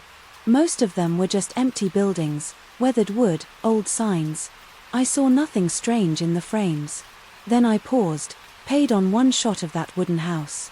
I zoomed in on the window, but all I saw was dust and warped reflections. No silhouette, no shape, nothing. Yet I couldn't shake the sense of being watched that night. I hardly slept. My dreams were muddled flashes of empty windows, squeaking floors, and crunchy gravel. I woke up a few times sweating and disoriented. I ended up pacing the room, checking my phone, looking out the window and sipping lukewarm water. I felt drained. I wanted to leave right away, but I told myself I could handle one more visit to gather the last set of shots in the morning. Part of me wanted to understand this place, even though everything about it made me uncomfortable. Morning came and I finished packing my bags. Before I headed out, I tossed them in the car, planning to leave straight from the village. The air felt cold when I arrived.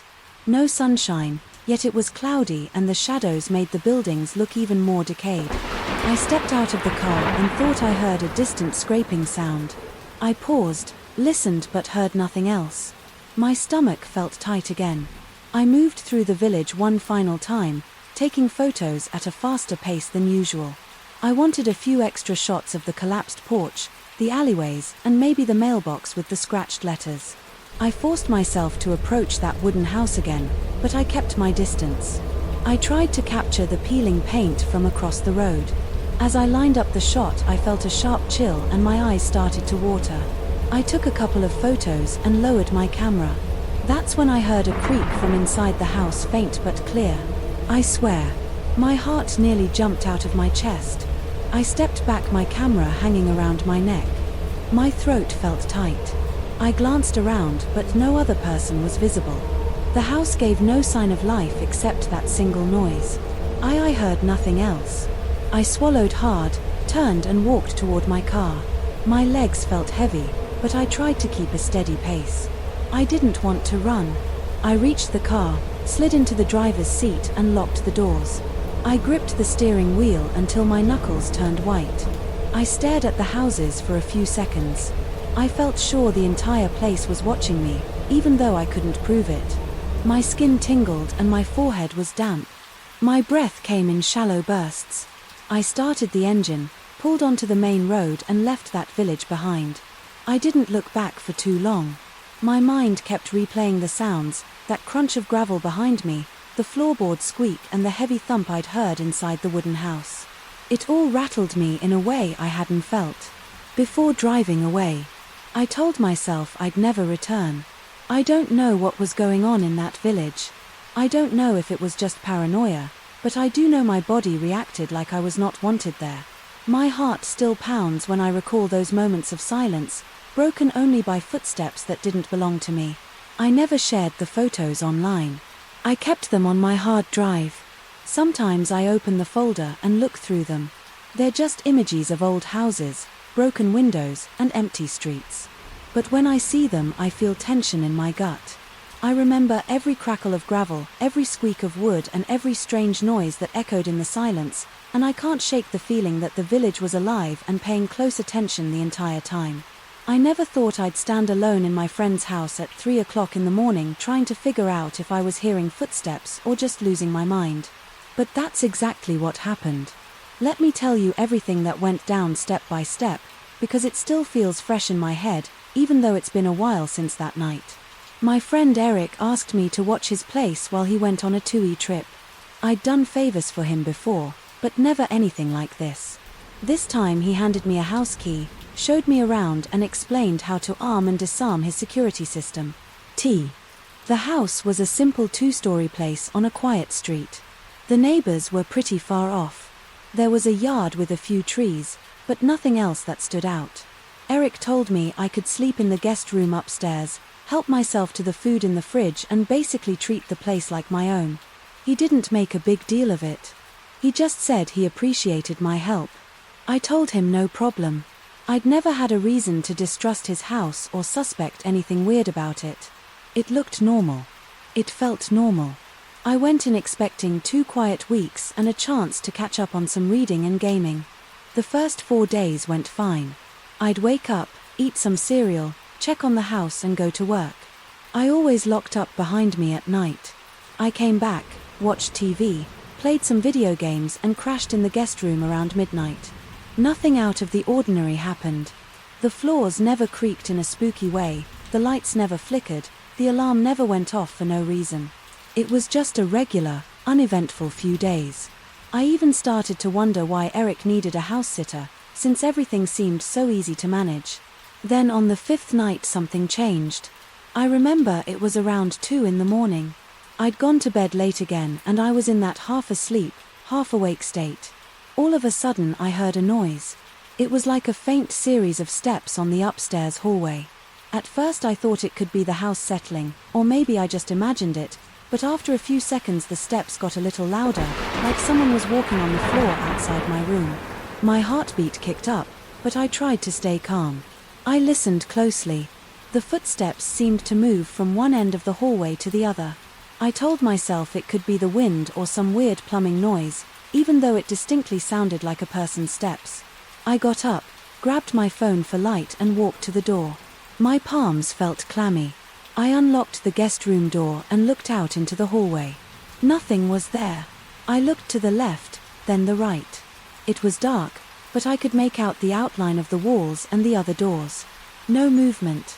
I stepped out and the floor gave a tiny creak which made my heart jump. I called out in a low voice, "Hello." I felt stupid for talking to no one, but I couldn't help it. Silence. I stood there for about a minute, maybe more, just waiting. I heard my own breathing and the faint hum of the air conditioner. I didn't see anything strange. I finally went back to my room, locked the door and tried to get back to sleep. I didn't sleep well that night, but nothing else happened. The next day I brushed it off. Maybe I was tired, maybe I just had a dream. I went to work, came back in the evening, cooked some frozen pizza and watched TV. I tried to convince myself there was some logical explanation, like maybe an animal got into the attic or something. I didn't check the attic, though. I just tried to go about my day normally. Night came again. I fell asleep around midnight. Then, at about the same time as the night, before 2, maybe 3 o'clock in the morning, I woke up to the same sound footsteps. This time I froze in bed. My heart pounded. My skin felt cold. It was that same pattern of steps moving along the hallway back and forth, like someone pacing. I told myself I should check, but I didn't feel like opening the door again. I just lay there listening, my breath shallow. After a minute or two the sound stopped. I waited another few minutes, forced myself to relax, then eventually dozed off the next morning. I felt drained. I didn't know what the hell was going on, but I wasn't thrilled about it. On the 7th night the alarm went off. That was around 1. In the morning the piercing sound blasted through the house. I jumped out of bed, threw on some pants and ran downstairs. My ears were ringing. The alarm panel by the front door said there was an internal motion trigger that meant something inside the house had tripped the sensor. I turned off the alarm. I was sweating my chest tight. I did a quick sweep of the downstairs rooms with the flashlight on my phone. The kitchen looked normal. The living room was quiet. The study was empty. Nothing was out of place. I checked all the windows and doors. Everything was locked. I went upstairs and did the same. The bedrooms were in order, no broken windows, no signs of forced entry. It made no sense. After that I couldn't sleep. I sat in the living room with the lights on, feeling anxious. My body felt tense. Around 3 o'clock in the morning I decided to check the hallway upstairs again. I'd been up and down already, but I wanted to see if maybe there was a drafting problem or event that could cause weird noises. I walked up there shining my phone's light along the walls. The air felt really cold in that corridor. It was weird because the rest of the house felt normal. The thermostat said it was 75 degrees, so it didn't make sense. But the moment I stepped into the hallway my skin broke out in goosebumps and I could actually see my breath a little.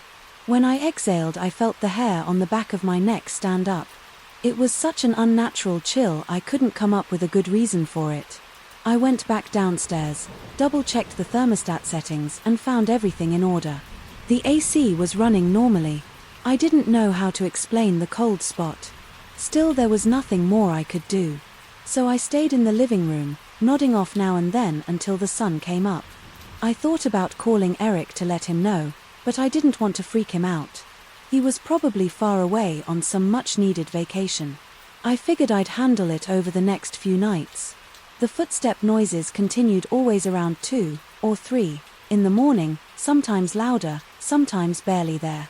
Twice I turned on every light upstairs to catch some explanation, but I never saw anything. The corridor would still feel ice cold and it got to a point where I dreaded going up there after dark. My routine became this anxious pattern of locking myself in the guest room and trying to sleep through any strange sounds, but it was hard to ignore them. My nerves were shot. I'd watch TV in bed until I passed out from exhaustion. Then I'd wake up to footsteps and feel that familiar jolt of fear in my chest. I started to wonder if I should move out and tell Eric I got sick, but I didn't want to leave him hanging. I also felt like maybe I was just overreacting.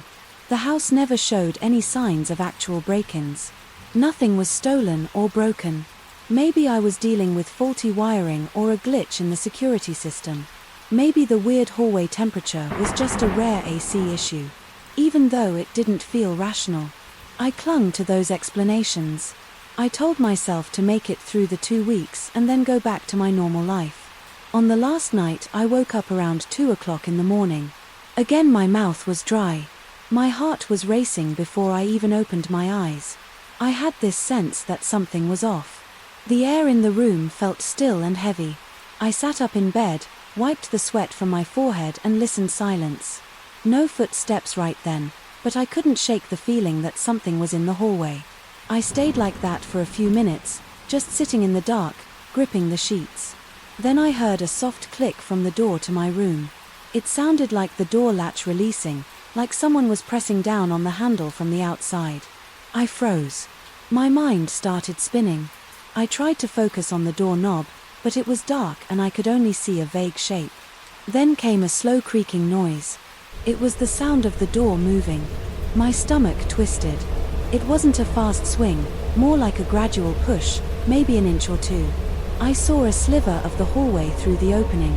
I expected someone to peek in or something to happen, but it stayed half open, just enough to confirm it had moved. My chest was pounding so hard it hurt. I got up quietly and switched on the table lamp. The door was definitely ajar, even though I remembered locking it earlier. My hand was shaking when I reached for the handle. I yanked the door open. I looked into the hallway, shining the lamp's light around. It was empty. No one was there, but the air felt freezing, like standing in front of an open freezer. I could feel a slight breeze against my face, and I still couldn't see where it might be coming from. I fought the urge to yell or freak out. Instead, I backed away, grabbed my duffel bag and started stuffing my clothes in it. I decided I was done as I packed. I could swear I heard something shifting in the hallway, like a footstep or a scrape on the floor, but it was faint. I tried to ignore it. My hands moved fast, throwing my things together in no real order. My chest felt tight and my breath came in quick bursts. My mind was on one track: get out of this house. I zipped up my bag, turned off the lamp and walked out of the room. My body was tense as I stepped into the hallway. It was dark, except for the small light from downstairs. I glanced left and right, still seeing nothing, but that cold feeling was intense, like a chill seeping into my bones. My neck tingled. I hurried to the stairs and made my way down, gripping the banister so I wouldn't trip in my rush. I reached the front door, disarmed the alarm and stepped outside. The moment I got onto the porch, I felt my whole body relax a bit. The night air was warm, a sharp contrast to that icy hallway. I locked up the house, set the alarm again from the outside keypad and got in my car. My hands were shaking as I turned the key in the ignition. I drove off, glancing at the rear view mirror every few seconds, half expecting to see something behind me.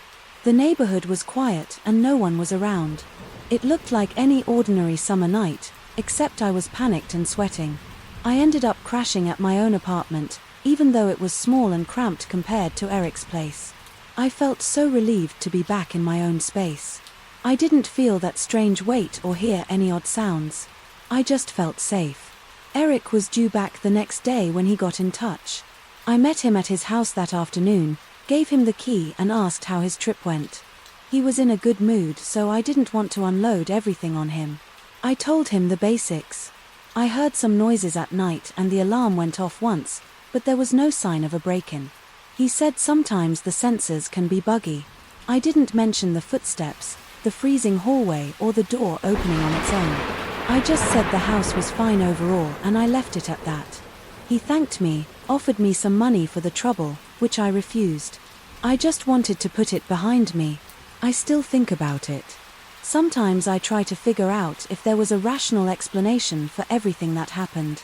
Maybe there was a faulty sensor or a draft in the house that made it extra cold in that corridor. Maybe I was tired and on edge, so I misheard things. But the way the door latch clicked and the way the door creaked open, those moments still replay in my head and I can't find a good explanation. It felt like someone or something was right there pressing the handle. I know what I heard. I know what I felt, and it was more than just a creaky old house. I never told Eric all of this. I didn't want to come across as paranoid or crazy. I also didn't want him to worry about sleeping in his own home. As far as I know, he's never mentioned anything strange happening there. Maybe it was a one-time thing, or maybe he just doesn't notice it. All I know is that I'm in no hurry to go back. If he asks me to house sit again, I'll probably find an excuse to say no. I don't mind doing favors for friends, but I'd rather not spend another night listening to footsteps I can't explain and feeling a chill. That makes no sense. It's just not worth the stress if that makes me sound superstitious. Fine, I'd rather be safe than sorry. And that's the truth about what happened during my 2 weeks at Eric's house. I remember the first time I stepped into that basement. I thought the smell was the worst part. It was a mix of damp concrete, stale paper and old cardboard. I never liked it, but it was my job. I was new at the company back then and they told me I'd be in charge of the night shift. I didn't question it. I needed the money and the position looked secure. After a few months I got used to the quiet. I got used to the strange echoes. I got used to the sudden knocks when pipes expanded, but one night something changed. I started hearing whispers. I was by myself and the entire floor felt different, like there was another presence nearby. That's when everything shifted for me. I work for a big publishing house and they store their archives underground. It's an old storage area with rows of tall shelves lined up against each other, leaving only a narrow space to pass through. The lights are dim. They use these old fluorescent bulbs that flicker and hum. The ceiling is low and the ventilation system drips water in some spots. Whenever I walk around, my boots make a wet sound against the concrete. The place is cold too. Even in the summer, the temperature down there never really warms up. My job is to check the inventory, note any new arrivals and handle any deliveries that come in late. Sometimes shipping trucks come at odd hours, so I meet the drivers at the loading dock and guide them to the correct shelves. It's pretty straightforward. I normally follow a clipboard and a checklist and then I sign off on everything. One night around 2 a.m., I was walking along the far corridor. It's the one section of the B basement that almost never sees any activity. The shelves there are old and full of dusty boxes from decades ago. I remember the flickering bulb overhead. It kept buzzing louder than usual. I stopped to write down some box numbers. Then I heard a whisper. At first I thought my ears were playing tricks on me. I turned around and aimed my flashlight at the shelves. There was nothing. I stood there listening. It was that kind of soft hissing sound that you can't quite make out, like a voice that's just out of range. My shoulders got tense. My stomach tightened. I wasn't sure if I should say something. I finally asked, "Hello, anybody here?" No answer, just the constant hum from the lights. I told myself it was probably a water pipe or the wind from the ventilation, but the sound felt too clear. It sounded like a person. I felt the hairs on the back of my neck stand up. I walked a little farther and the whisper seemed to move with me. It was like it was retreating down the corridor. Every step I took it seemed to stay ahead of me. I was holding my breath without realizing it. When I reached the end of the corridor, it was just a plain concrete wall. No exits, no doors. I looked around, shining my flashlight on the floor, on the shelves and up at the ceiling. There was nothing, but I still felt that tightness in my chest. I felt a rush of relief when I heard the service elevator ding. I figured maybe it was the cleaning crew or one of the security guys. So I hurried back, but I didn't see anyone. The elevator doors were open and it was empty. The control panel had that faint glow. My flashlight started to feel heavy in my hand. I don't like admitting that I was nervous, but I was. I was in that basement by myself and there was no reason for the elevator to have opened without someone calling it. Still I tried to brush it off. Sometimes the elevator acts up. It's old, the buttons stick. Mechanical glitches happen. I told myself that and went back to my checklist. The rest of that night went by slowly. I stayed near my desk in the corner of the basement where there's a phone and a computer.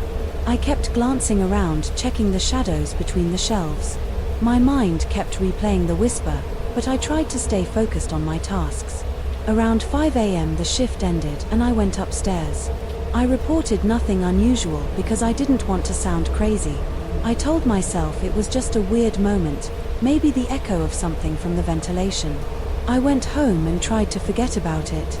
Over the next few nights I started hearing more sounds. They weren't always whispers.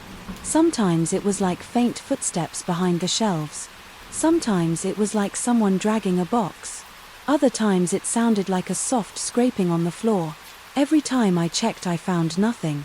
The corridor would be empty and everything would look the same as before. I kept thinking that maybe I'd find a pile of boxes tipped over or a tool left by the maintenance crew, but I never did. Everything was always in its proper place, at least as far as I could see. My body started reacting more intensely. My heart would race at the slightest noise, my hands would sweat. My legs felt weak when I walked down the tight aisles. I'd get a cold sensation in my chest whenever I had to enter that far corridor. At one point I considered leaving my job, but I couldn't do it. I needed the income and it wasn't like I had another position lined up. So I told myself to handle it.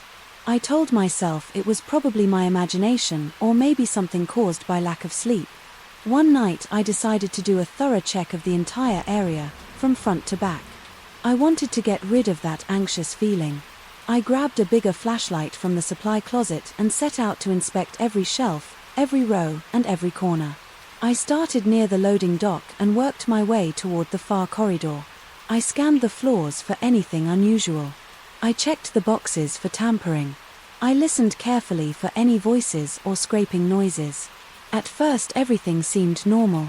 The smell of damp cardboard was strong, but that was standard. I saw a few silverfish scuttling away from the light, but that was also common in a basement full of old paper.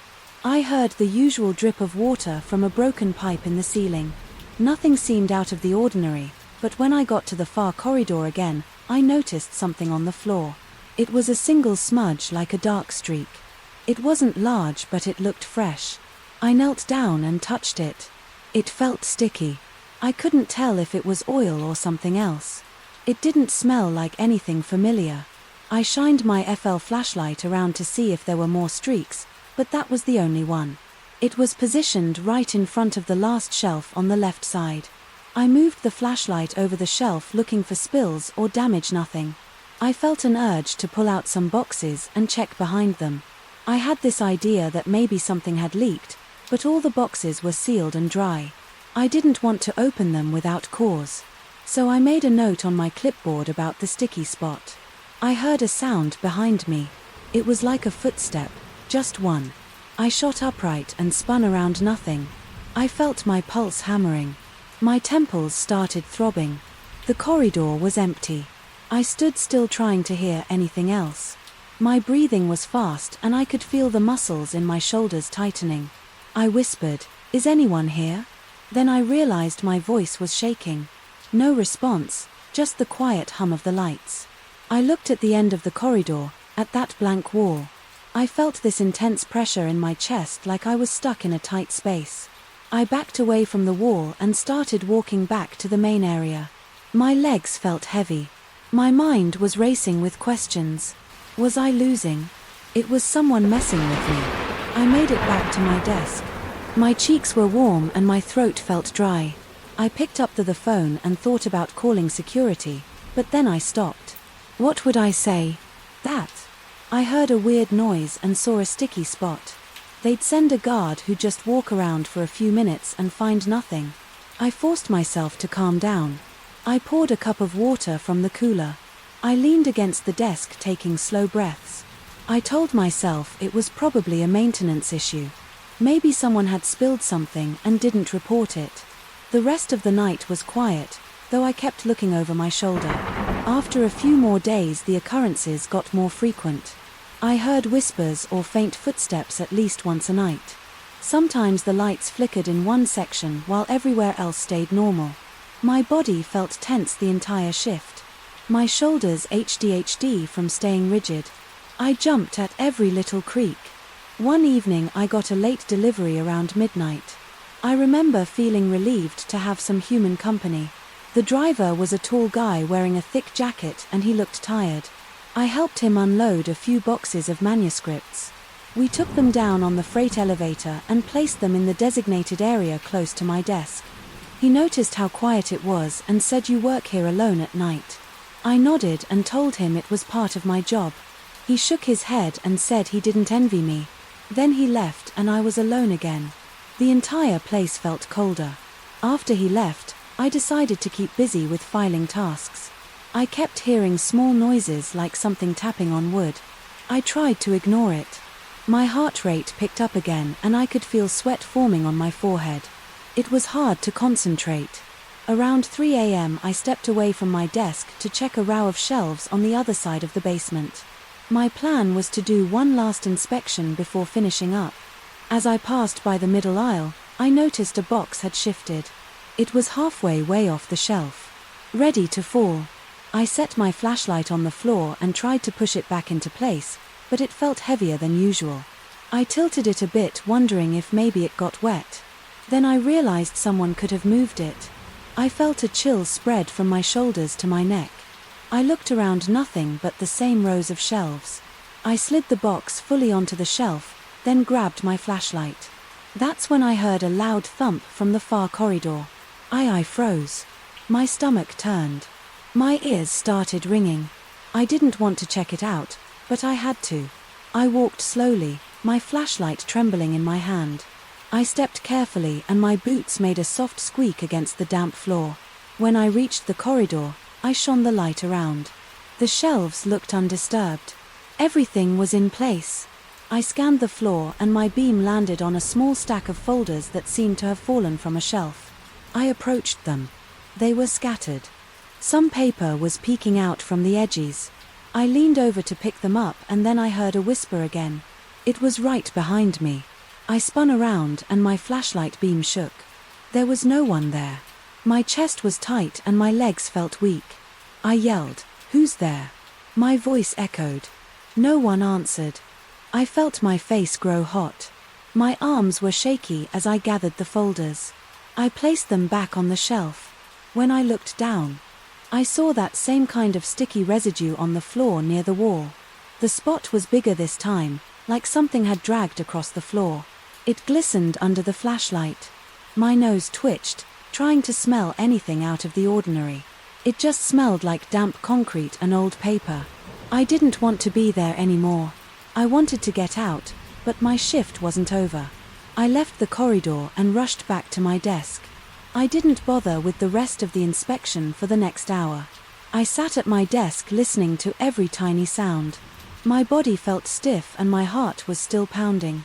Every time I glanced at the elevator, I half expected it to open on its own again. I didn't even try to pretend I was calm. I felt the sweat soaking the back of my shirt. My mouth was dry. I just wanted the shift to end. When the clock finally hit 5 a.m., I shut down the computer and headed upstairs. I passed the security desk on my way out. The guard asked how my night was. I just said quiet. Then I left. I was too tired and too rattled to explain anything. When I got home, I could still feel that weight on me, like something had followed me out of the basement. I couldn't stop replaying the sounds in my head.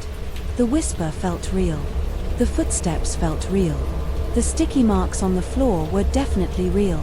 I decided to tell my supervisor about it the next day.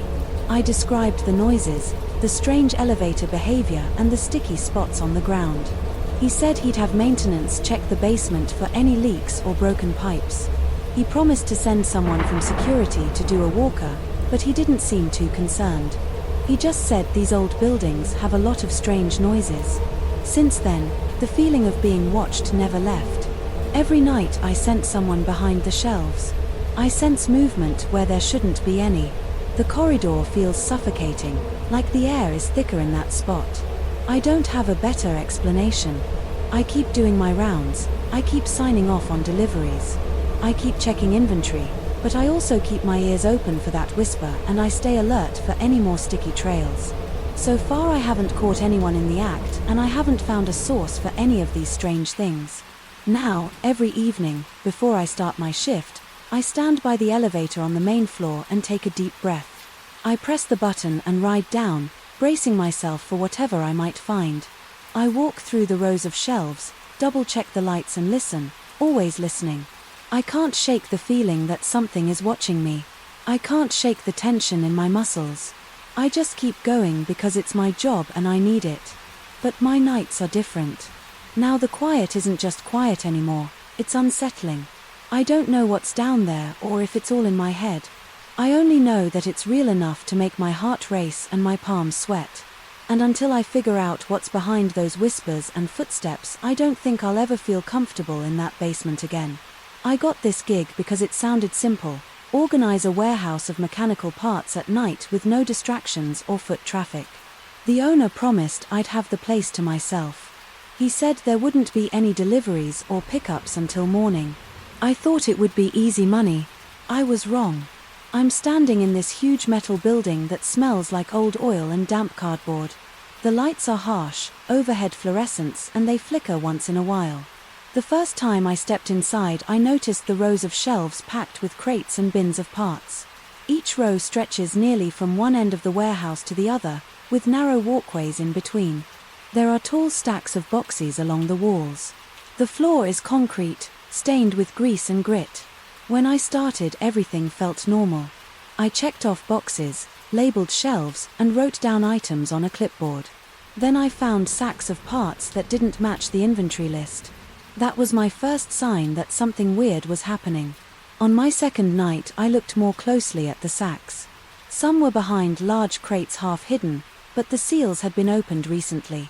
They were supposed to be sealed with these plastic bands. Yet I saw fresh cuts.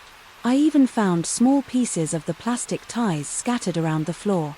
I felt uneasy but thought maybe the owner had opened a few sacks himself or changed his mind about inventory. I figured I'd ask him later. I kept working, going through the official list and trying to reconcile the numbers.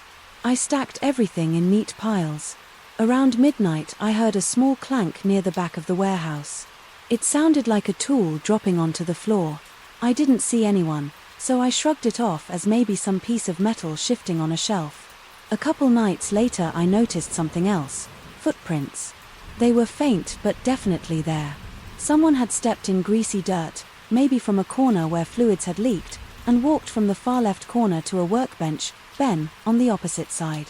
The tracks didn't look old. In fact, I swear they were fresh, like someone had just walked by before I got there. The footprint size looked about the same as mine, maybe a bit smaller. I tried to trace where they came from, but the pattern vanished near a side door that leads into a cramped storage office. That door was locked from the inside, or at least I thought it was. I jiggled the handle. It felt secure. I don't like being in the dark about this kind of thing. I like to know if someone's messing around. So I got a roll of thin clear tape from my car. Every time I ended my shift at around 5 in the morning, I'd put small strips of tape over the seam of each door. That way, if someone opened a door while I was gone, the tape would tear. When I came back the next night, I saw the tape on. 2 of the doors was ripped. One was the main entrance that I used, which made sense because I had to come in, but the other was a side door I never touched. The tier looked clean, as if someone opened the door carefully, but the padlock outside hadn't been tampered with. I felt a chill on the back of my neck when I realized that lock might not mean much if someone had a key or a way around it. At first I tried to brush it off. I asked the owner the next day if he'd been inside during the off hours. He said no. He said he trusted me to handle it. I told him about the sacks and the footprints and he just shrugged. He looked tense for a second, but he said he had no idea what that was about. He told me to keep working and let him know if anything else seemed off. I took him at his word, but I wasn't satisfied. On my 5th night, things got more intense. I was reorganizing a bunch of small washers, bolts, and screws into labeled plastic containers. The place was quiet, except for the buzz of the lights and the distant hum of traffic outside. I had a portable radio on the table next to me just to have some background noise. Suddenly I heard a loud crash from the back corner near the overhead doors used for loading trucks. It sounded like metal pipes falling onto concrete. The noise echoed through the whole building. My heart kicked up and I felt an adrenaline rush. I grabbed a flashlight and went to check it out. I walked between rows of shelves, scanning my light left and right. I saw shadows flickering on the boxes. My breathing got shallow. The air felt colder in that part of the warehouse, like a draft was coming in through the loading dock. I reached the back corner and found a stack of pipes on the floor. They'd been leaning against the wall, but now they were scattered. I looked around for any sign of movement, nothing. I shined my flashlight at the overhead door, checking the edges for signs that someone forced it open. It was locked. The chain and padlock were still in place. I tried to stay calm, but my stomach felt twisted. I called out, "Anybody here?" My voice echoed. I waited, but no answer. I picked up the pipes, stacked them back against the wall, and kept an eye on the door. Then I noticed something that made my skin crawl. Fresh footprints, again, this time leading away from the pipes, heading deeper into the warehouse. I followed them for a few steps, but they faded near a pile of crates. I circled around, shining my light, trying to see if anyone was hiding. Nobody jumped out. The only sound was my own breathing. I heard a drip somewhere, like a slow leak from a pipe, or maybe leftover rainwater hitting a bucket. I stayed there for a minute, scanning the area, but saw no one. I felt vulnerable, standing in that wide open space with the lights overhead. I moved back to my workstation, but I stayed on edge. That same night I decided to step up my security check. I used the tape on every door again. I also placed small pieces of tape on certain containers and drawers, the ones that had been tampered with before then. I went to the break room, a small side space with a couple of chairs and a vending machine. I sat for a while, ate a quick snack, and tried to steady my nerves. The sense of being watched wouldn't go away every few minutes. I jerked my head toward the door, expecting to see a face peeking around the corner, but I never did. After the break I got back to organizing. The rest of the shift passed without more noises. The next day I returned around the same time. Sure enough, some of the tapes were broken again, one on the side door, one on a drawer of specialized drill bits, and one on an old metal cabinet near the back. I opened the cabinet to check its contents. It mostly had older tools and some half-rusted spare parts. Everything looked jumbled, like someone had rummaged through. I felt my heart speed up again. There was no sign of forced entry, and the place was locked just like I'd left it. I started to wonder if the owner was behind this, or maybe an ex-employee with a key. I began glancing over my shoulder every few minutes, feeling paranoid. That was when I started hearing faint taps or scratches on the far walls. At first I thought it might be the building settling or rodents in the walls, but it sounded too deliberate. It would stop. Whenever I got close, I'd spin around with my flashlight, but there was nothing. My palms were sweaty and my mind raced with different scenarios. Someone messing with me, someone hiding, maybe someone living in the warehouse without the owner's knowledge. The place was big enough. It had storage rooms, a small office, and even a second-floor loft with old shelving. Someone could easily hide there. I got tired of feeling jumpy, so I decided to confront the noise. I walked slowly toward the back area, stepping carefully to avoid making too much sound. My flashlight beam cut through the dark corners. The overhead lights lit most of the main floor, but some areas were dim or shadowed. Behind tall shelves I listened for the faint taps. Then I heard them again behind a row of large wooden pallets stacked with boxes of engine parts. I rounded the corner and aimed the flashlight right. Then I caught a glimpse of motion, a quick flash of movement. It could have been a human shape darting behind the crates. I felt my stomach tighten. I called out, "Hey, stop, who's there?" No answer. But I heard a soft rustling. I ran toward it, pushing aside a loose box. The floor was cluttered with old packing material. By the time I reached the spot, it was empty. There was a strong smell of grease in the air. The rustling sound stopped. My heart was pounding so hard I could feel it in my neck. I stood there, shining the light in every direction, but saw nothing. I felt a burst of frustration. I yelled, "Come on, I know you're in here." I got only silence. In return, the tension got to me. I decided to check the area of the warehouse where I'd seen footprints. I found some more prints leading toward a heavy metal door that said authorized personnel only. It was locked, but I noticed greasy smudges on the handle, like someone with oily hands had gripped it. I tried the handle and it turned, but the door didn't budge. It felt like something was blocking it from the other side. I considered pushing it harder, but I thought better of it if someone was on the other side. I didn't want to corner myself. I backed away feeling uneasy. By now my nerves were frayed. Every small noise made me jump. The hum of the fluorescent light seemed louder. My mouth was dry. I started thinking I needed to call the owner right away, or maybe the police, but I had no proof of a crime besides tampered sacks and footprints. I also didn't want to seem like I couldn't handle a simple inventory job. My pride held me back. After that I tried to keep working.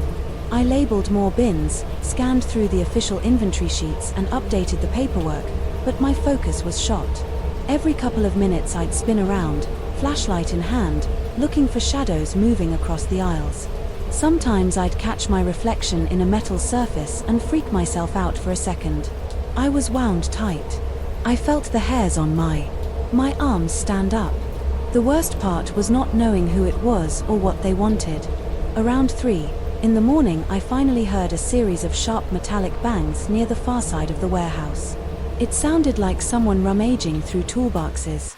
I started walking that way, trying to be as quiet as possible, but the floor echoed every step. My boots scuffed the concrete. I reached the row of old toolboxes lined up along a bench. The bench was littered with wrenches, pliers and half-disc disassembled parts. Some tools lay on the floor like they'd been knocked off in a hurry. My chest tightened when I realized that whoever was here had been trying to grab something and then ran off. As soon as they heard me coming, I scanned the area with my flashlight. I spotted fresh grease smears on the edge of the bench. One of the wrenches was still rocking slightly as if it had just been dropped. The air felt thick and stale. My heart drummed in my ears. I crouched down to look under the bench. Nothing. Then I heard movement overhead, a soft thump on the catwalk or the upper loft. I stood and aimed my flashlight up. The overhead lights didn't reach well up there. I could see old boxes in the outline of a railing, but no one in view. I took a step onto the metal stairs that led to the loft. Each step squeaked under my weight. At the top of the stairs I paused. My flashlight lit a narrow walkway with more shelving units. The air felt even colder. I could see dust floating in the beam of light. My pulse hammered in my head. I heard a soft scrape behind a stack of boxes. I moved closer, feeling tension in my shoulders. "Show yourself," I said, trying to sound confident. Nothing. Then the lights flickered below and for a split second the loft went dark. Except for my flashlight beam. The lights came back and the scrape sound stopped. I froze, waiting. After a moment I heard a door slam on the far side of the W house. I went down the stairs, ran over to that side, but the place was empty again. My mind spun with questions. How did they vanish so fast? Did they slip out of back exit? By the time my shift ended, I felt exhausted. My nerves were shot and my legs were weak. I checked the tapes on the doors. Several were torn. I replaced them with fresh pieces locked up and headed home. My head pounded with confusion and paranoia. I couldn't shake the feeling that someone was watching. Every move I made, the warehouse felt claustrophobic, even though it was huge. I had to keep working there. It was my job and I needed the money every night. Since I felt on edge, the tension hasn't gone away. Sometimes I think I see shapes moving in the corners of my vision. I'll turn fast, but there's nothing there. Other times I'll hear the faint crash of metal on concrete and find tools scattered that were neatly placed before. I keep telling the owner about it and he just tells me to be careful. He claims no one else has a key. I don't believe him, but I don't have proof. He's lying. I'm still there now. I'm sorting out a batch of nuts and bolts, trying to finish my shift. But every time I pause I feel the weight of the silence around me, like the building itself is watching. I can't see anyone else, but I know I'm not alone. The footprints, the broken tape, the rattling tools, those aren't my imagination. Someone's here and they're not just passing by. They're lurking, watching, playing games with me. My heart won't stop pounding and every little sound sets me off. I'm tired of feeling hunted, yet I keep coming back because I need the paycheck and I can't prove anything yet. That's the situation. I don't know who's behind it or what they want, but each night it gets harder to stay calm. I catch myself looking over my shoulder constantly. The warehouse stays locked from the outside, but that doesn't matter if someone has their own way in. I've taped every door, window, and hatch I can think of, but I still find them broken or loosened when I return. Now I'm just waiting for the next noise, the next flicker of movement in the corner of my eye. The next time I find footprints leading to places I haven't checked yet, and I know that sooner or later I'll come face to face with whoever's in there with me. I just hope I'm ready when it happens. I never expected a house to make me feel so uneasy. The day I signed the paperwork, I felt a tightness in my chest. I couldn't explain. The house looked solid from the outside. The price was fair. The location suited me, but there was something about that basement. I remember walking down there during my first viewing. The agent flipped the light switch and I saw a row of old shelves stacked with dusty jars and rusted tools. The air felt thick, like stepping into a room where someone had just stopped talking. I pushed aside my nerves. I convinced myself it was just the musty smell of old concrete. I closed the deal. A few weeks later I moved my boxes in. With the help of a couple of friends. We loaded the living room with furniture and left the heavier stuff for another day. Everything looked fine, except for that basement. It always seemed colder than the rest of the house. Even though it was midsummer, I noticed a small draft-like air was escaping through some crack in the walls. I planned to fix it, or at least find the source once I had the time. A few days later, I decided to start setting up a workshop in that basement. I needed a place to store my tools, saws and leftover wood. I had a simple plan to clear out the junk, maybe repaint the walls and add better lighting. The previous owner left some cheap wooden shelves that were full of random stuff, empty paint cans, a broken lamp and an old radio that didn't work. I tossed out most of it. While clearing the corner near the furnace, I noticed a strange section of the wall. It was a rectangular patch that looked a little newer than the surrounding bricks. The lines of mortar stood out like it had been repaired. At some point I tapped on it. The sound was hollow. I knocked on another part of the wall for comparison, and that had a dull, solid sound. The difference was obvious. I crouched down and ran my hand across the surface. There was a thin crack around the edges, almost invisible unless you looked closely. I felt a faint flow of air. It wasn't much, but enough to catch my attention. I spent the rest of that day trying to figure out what might be behind it, a hidden storage space, maybe an old coal chute that got bricked over. My mind wandered. I decided I'd finish cleaning up first, then investigate. That night I sat in the living room and kept thinking about it. The possibility of a sealed compartment was too intriguing. I pictured hidden valuables or old letters left behind by a previous owner. The next morning I went down to take some measurements. I wanted to see if I could find any records of home improvements or renovations. I set my tape measure against the floor near that patched wall. As soon as I crouched down, I heard a scraping sound. It was faint, like metal against concrete. I froze, holding my breath. The basement was silent. Otherwise, I looked around. The furnace was off. The water heater wasn't making noise. I tapped the patched wall again, curious, but I heard nothing else. I stayed there for a few more minutes waiting, no more sounds.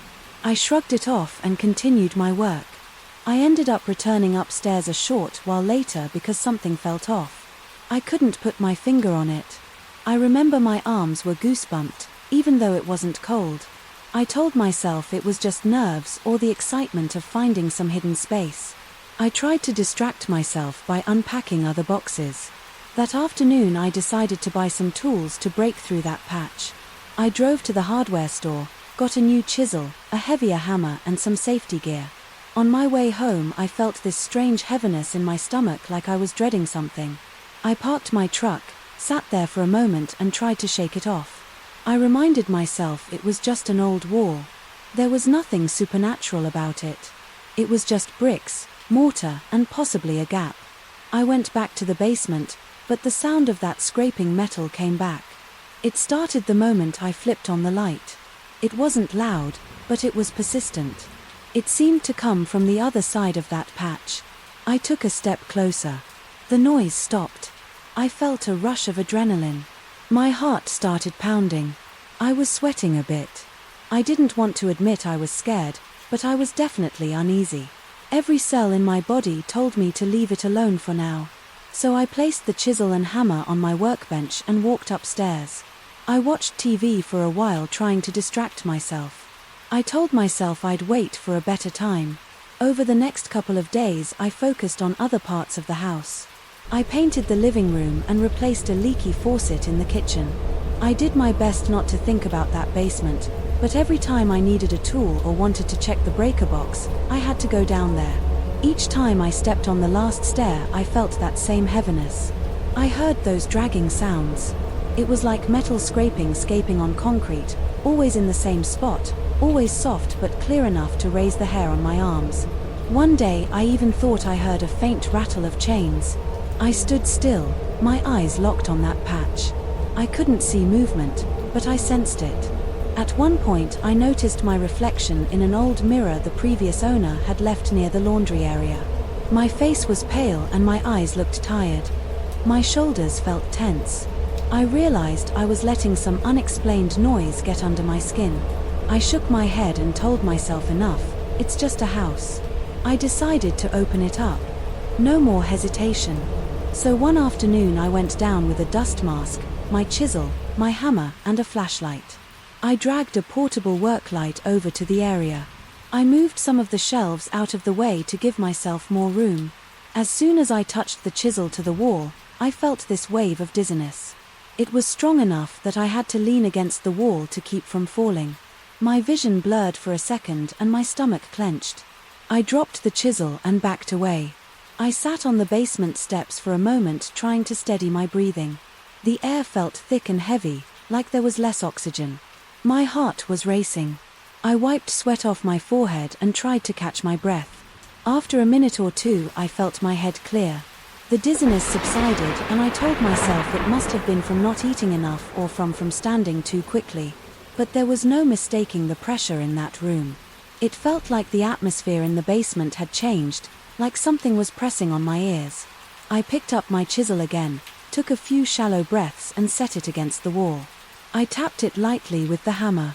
Some of the plaster chipped away. I watched flakes of paint and bits of mortar crumble to the floor. I tapped again and the scraping noise returned. It was louder, this time like it was responding to me. My chest tightened. My instinct screamed at me to stop. I let the chisel drop. The sound of metal on concrete echoed and I felt my stomach tense. I couldn't bring myself to continue. I've never been prone to panic attacks, but that moment came close. I grabbed my tools and rushed upstairs. My heart was pounding so hard I could feel it in my neck. I locked the basement door behind me and took a seat at the kitchen table. I sat there for a long time staring at nothing. I was sweating. I kept telling myself there must be a logical explanation. Maybe there was a loose piece of ductwork rattling around, or maybe the neighbor's plumbing somehow resonated through that wall.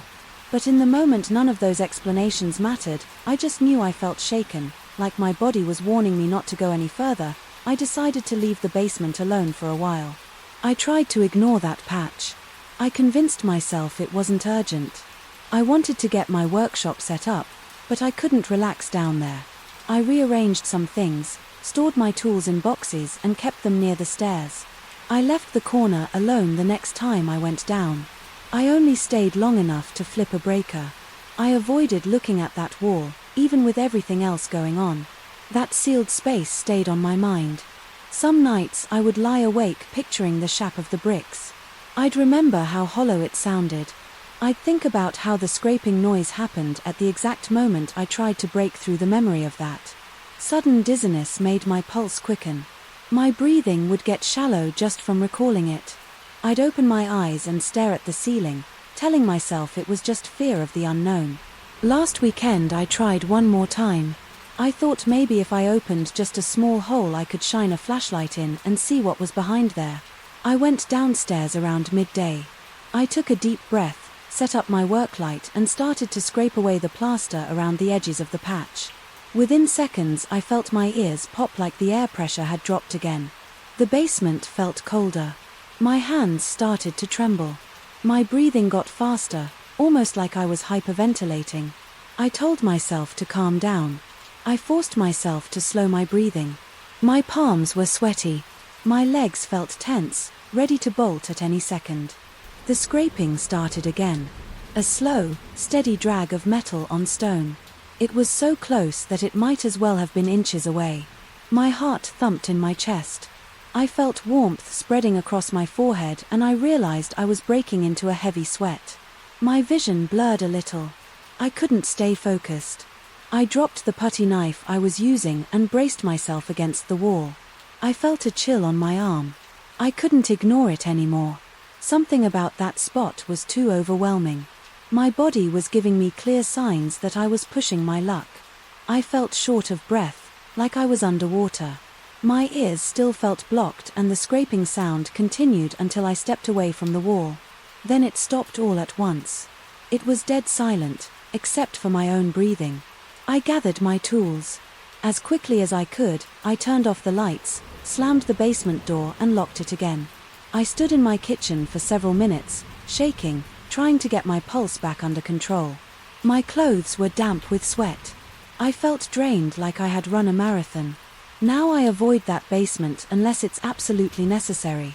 I still store some things down there, but I only go in and out flipping the light switch off before I let my eyes wander to that corner. I haven't tried to chip away at that patch again. Sometimes I think I should just hire someone to break it open and deal with whatever's inside.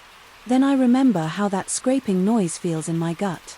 It's like a knife twisting in my stomach. It isn't natural, it doesn't feel right, and I'm not a believer in anything beyond the ordinary. But I know what I felt. The rest of the house is fine. The plumbing works. The wiring needs a little updating, but that's normal in older properties.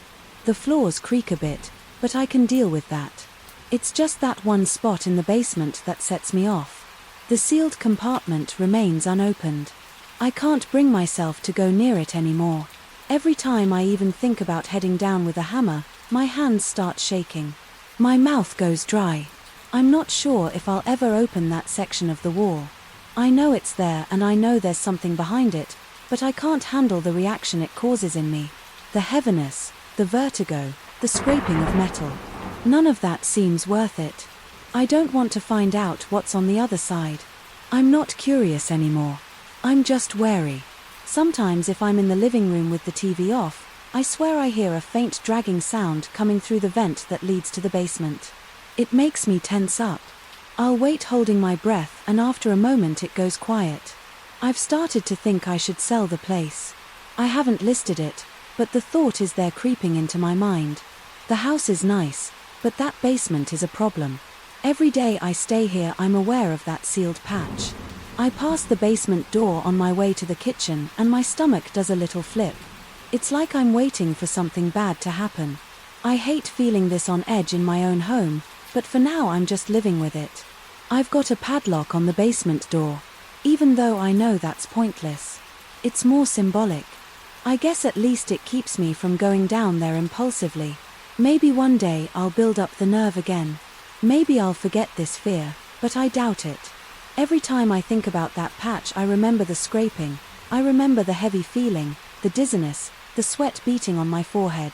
I feel the tension in my shoulders and the pounding of my heart and I decide it's better to leave it sealed. So that's where things stand. I'm living in a house with a basement that unnerves me. I've tried to open up that hidden space, but I couldn't push through the feeling. Now I just leave it. I can't tell anyone the full story without sounding unhinged. So I keep it to myself and pretend everything's normal. But it's not normal. There's something about that patch in the wall, something that makes me feel uneasy. Just thinking about it. I don't think I'll ever find out what was left behind and part of me is relieved. I moved to this place a few weeks ago and I thought I knew what I was signing up for. I was wrong. Every night after midnight something out there moves through the orchard. It never shows itself. It never leaves any footprints. But I hear it, I feel it. And the worst part is I can't prove it to anyone else. During the day I check on the trees. They're old, but they still have strong trunks and decent branches. The orchard used to belong to the previous owner's family, but they let it go to waste. The ground is dry in some spots, and in other spots it's soft enough to sink into when it rains. I spend most of the morning and afternoon clearing weeds, pruning dead branches and watering the areas that need it. I drive my small truck around with a water tank and a hose which I connect to a pump near the well. The sunlight is fierce and I sweat a lot, but it feels good to work with my hands. By late afternoon I usually finish, I clean my tools, store everything in the shed and head to the small house on the far end of the property. It's a plain one-story structure with 2 rooms. The kitchen and living area are combined and there's a cramped bedroom in the back. The windows are barred, not in a decorative way but in a practical way. There used to be stories about thieves sneaking in and taking whatever they could carry. I didn't think much of it when I first got here, but now I'm glad those bars are there. When the sun goes down I lock the doors. I make some dinner, usually something simple like beans, rice and a piece of meat. If I'm lucky enough to find something fresh in town, there's no one else around. The closest neighbor is about 3 miles away. At first the solitude was relaxing. Now it bothers me a bit. I have to be on guard because there's no one to call for help in a hurry after dinner. I sometimes sit outside on the small porch. There's a thin wooden bench there. The orchard spreads out in front of the house and I can barely see the fence on the other side because it's so wide. The trees stand in neat rows, but at night they all blend into a mass of dark shapes.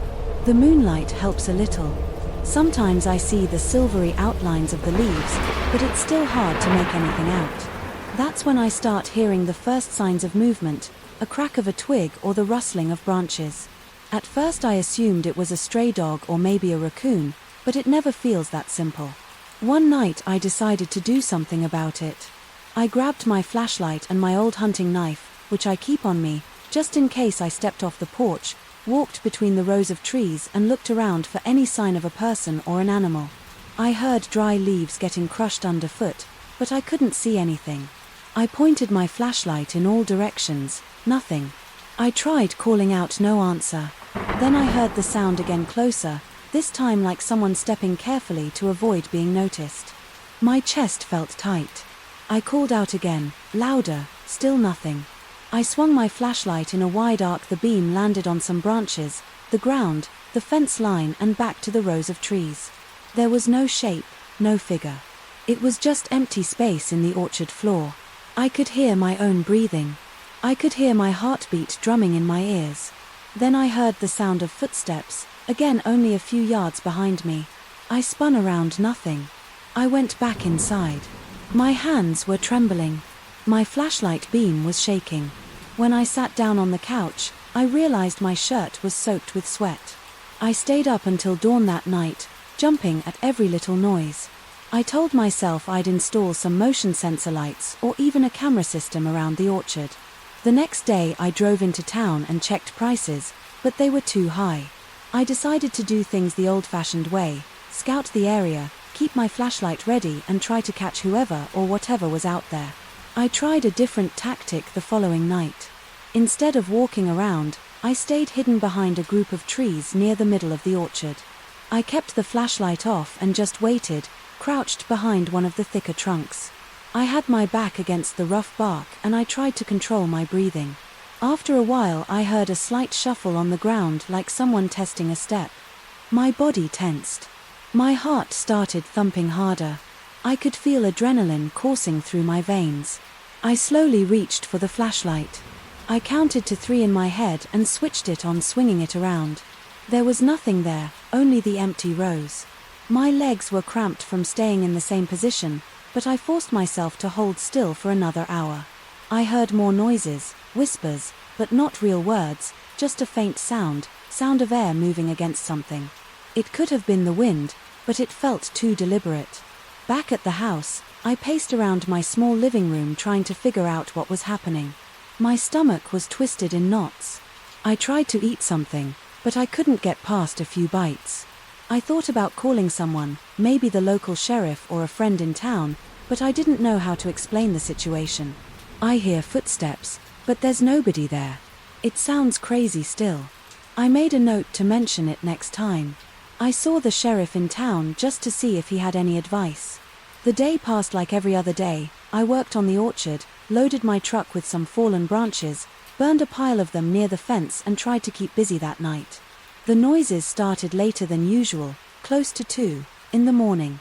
I was inside the house reading an old magazine and I heard a soft shuffle right outside the window. I froze. I turned off the light in the room. The inside of the house became pitch dark. My eyes adjusted slowly. I heard something brushing against the wall outside. Maybe a hand or a body sliding by. My palms felt sweaty and I reached for my knife. I didn't want to open the door right away. I walked quietly to the window and peeked through a gap in the curtain. The yard was dimly lit by moonlight. I didn't see any shape or shadow. That looked like a person. The fence gate was closed. I stared at the orchard trying to catch any movement among the trees, but it was too dark. Then a sudden thump made me jump. It came from the side of the house near the corner.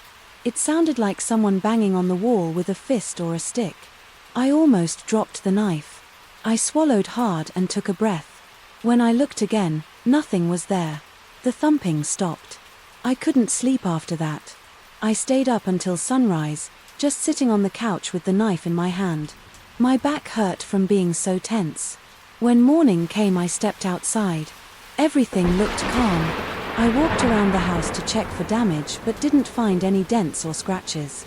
The orchard looked the same as ever. No broken branches, no disturbed patches of dirt, no footprints. The only prints I saw were my own from the day before. It was frustrating. I felt like I was losing my grip on what was real. Over the next few days, I set up some makeshift traps around the orchard. I used pieces of rope tied to empty cans. If someone tripped over the rope, the cans would clatter and alert me.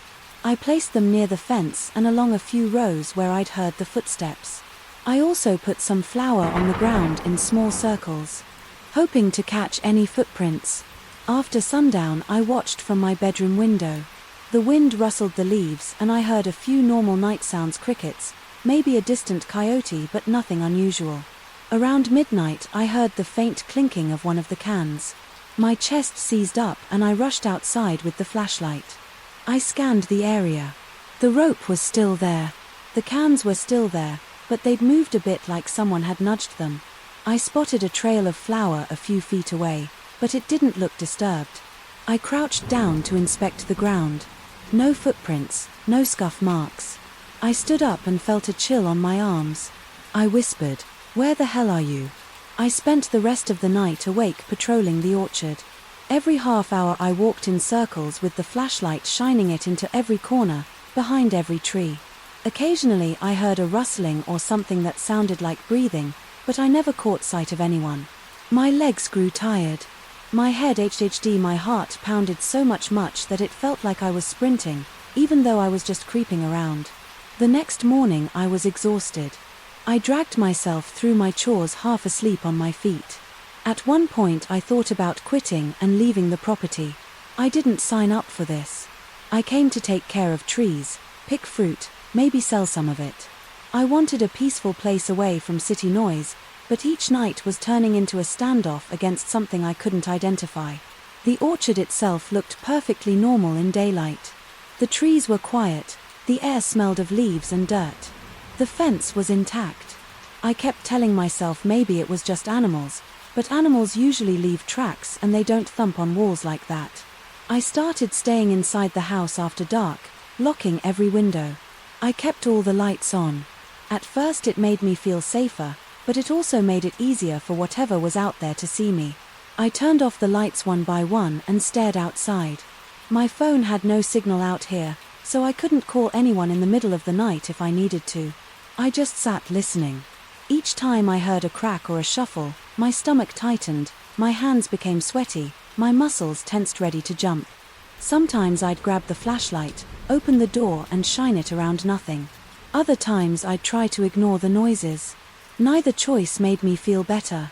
Once around 1 in the morning, I mustered the courage to stand on the porch for a few minutes. I just wanted to see if I could spot anything moving among the trees. The porch light cast a weak glow on the ground. My eyes scanned the distance. I saw the outlines of the orchard rows. The sky was clear and the moon was bright. I took a few steps down. The wood creaked under my feet. Then I heard a sudden rush of movement near the fence line, leaves, swishing, branches snapping. It sounded like a person sprinting. I called out, "Hey," but I didn't move any closer. My legs locked in place. The noise stopped as fast as it had started. I waited, shining the flashlight, listening for breathing or any other sign of life. Nothing came back.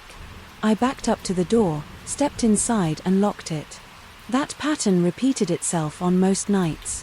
I tried different strategies, keeping the lights off all night, leaving them on patrolling, staying put, but I never saw a person or an animal. The orchard remained calm. During the day, I found no signs of forced entry, no broken fruit, no stolen tools. Yet every time I let my guard down after midnight, I'd hear something moving, whispering or banging on the walls. My sleep schedule became chaotic. I'd crash for a few hours in the early morning, then work all day in a tired fog. My appetite shrank. The tension in my shoulders felt constant, like a knot right near my spine. My eyes grew dull from lack of rest. One afternoon I considered setting up a tape recorder or even buying a trail camera, but I hadn't saved enough money for decent surveillance equipment, and the cheap stuff wasn't worth the trouble. I told the local sheriff what I'd been experiencing, and he just shrugged. He said he'd send someone by if they got a chance, but they were short-staffed. That same day, I tried warning the neighbor who lived a few miles down the road. He said he never heard anything strange at night. But he also admitted he slept with a TV on and never really paid attention. No help there. Now, every evening I watch the sun go down with a tight feeling in my chest. I clean my tools and store them. I lock the shed, lock the house, double-check the fence. I eat a small meal and then I brace myself. I sit and wait. Sometimes I read to distract my mind, but the slightest noise makes me jump. Sometimes I think about sleeping in my truck, driving off if anything happens, but I've never actually done it. Something about this place keeps me pinned here, like I need to prove that I'm not scared off so easily. Still the sounds continue, footsteps on dry leaves, faint whispers, light knocks against the walls. It never ends, and when I look there's never anyone there. I don't know what else to do. I haven't found a solution and I can't pretend it's normal, but I also can't leave. Just yet the orchard needs someone to take care of it, and I said I would do this job. So that's where I'm at, waiting for another night, another round of noises I can't explain, hoping I don't lose my nerve. So far I'm still here, but it's getting harder to stay calm. The nights keep dragging on and those whispers don't stop. I just wonder if they ever will. I heard the first strange noise last month right at 3 o'clock in the morning. It was a scraping sound above my bedroom, sharp and repetitive. I thought it was a bird pecking on something. I was half asleep, so I rolled over and tried to ignore it. But it happened again the next night and the next. Now I can't get a full night's rest without thinking about those sounds on the roof. It's driving me insane. I live in a small apartment on the top floor of an old building downtown. The building has 6 floors and the elevator is slow, so I usually take the stairs. The hallways smell a bit musty and the windows are narrow. The place has history, but it's not well maintained. The paint on the walls is peeling and the doors creak. My apartment is a single-bedroom unit with a cramped living room, a tiny kitchen and a bathroom that always seems damp. It's not fancy, but it's close to my job. I work as a night security guard at a parking garage a few blocks away, so I sleep late in the mornings and stay up during odd hours. That's probably why I'm the only one hearing these sounds. At first I told myself it was just the wind or a stray cat. I talked to the superintendent, Mr. Gonalves, but he said nobody has gone up to the roof in months. He said the only way to the roof is through a locked access door at the end of the top floor hallway. He has the key, but he swears he hasn't opened it for a long time. I remember asking him about rats. He said the building's pest control was regular and thorough. He seemed sincere and he even showed me the log of inspections from last year. There was no mention of any animals in the attic or on the roof. Still, that didn't calm me. I kept hearing the noises. Some nights it sounded like scraping metal. Other nights it was a thumping that made my window rattle. It always happened past midnight, especially around 2 o'clock or 3. In the morning I got fed up after a week of broken sleep. One night I waited for the noise to start. It was a Wednesday and I had the following morning off. Around 2:30 I heard faint scratching right over my bed. My heart pounded. I sat up in bed, ears alert. The scratching came in short bursts followed by silence. Then I heard a soft knocking. I got out of bed, pulled on a pair of sweatpants and headed to the door. My legs felt stiff and my stomach tightened with every step. I grabbed my flashlight from the kitchen drawer and walked into the hallway. The hallway lights were off, so everything was dim. Only a weak bulb at the far end of the hall was working. I saw the door to the roof access at the end past 2 other apartments. I could hear my own breathing. It sounded rough and uneven.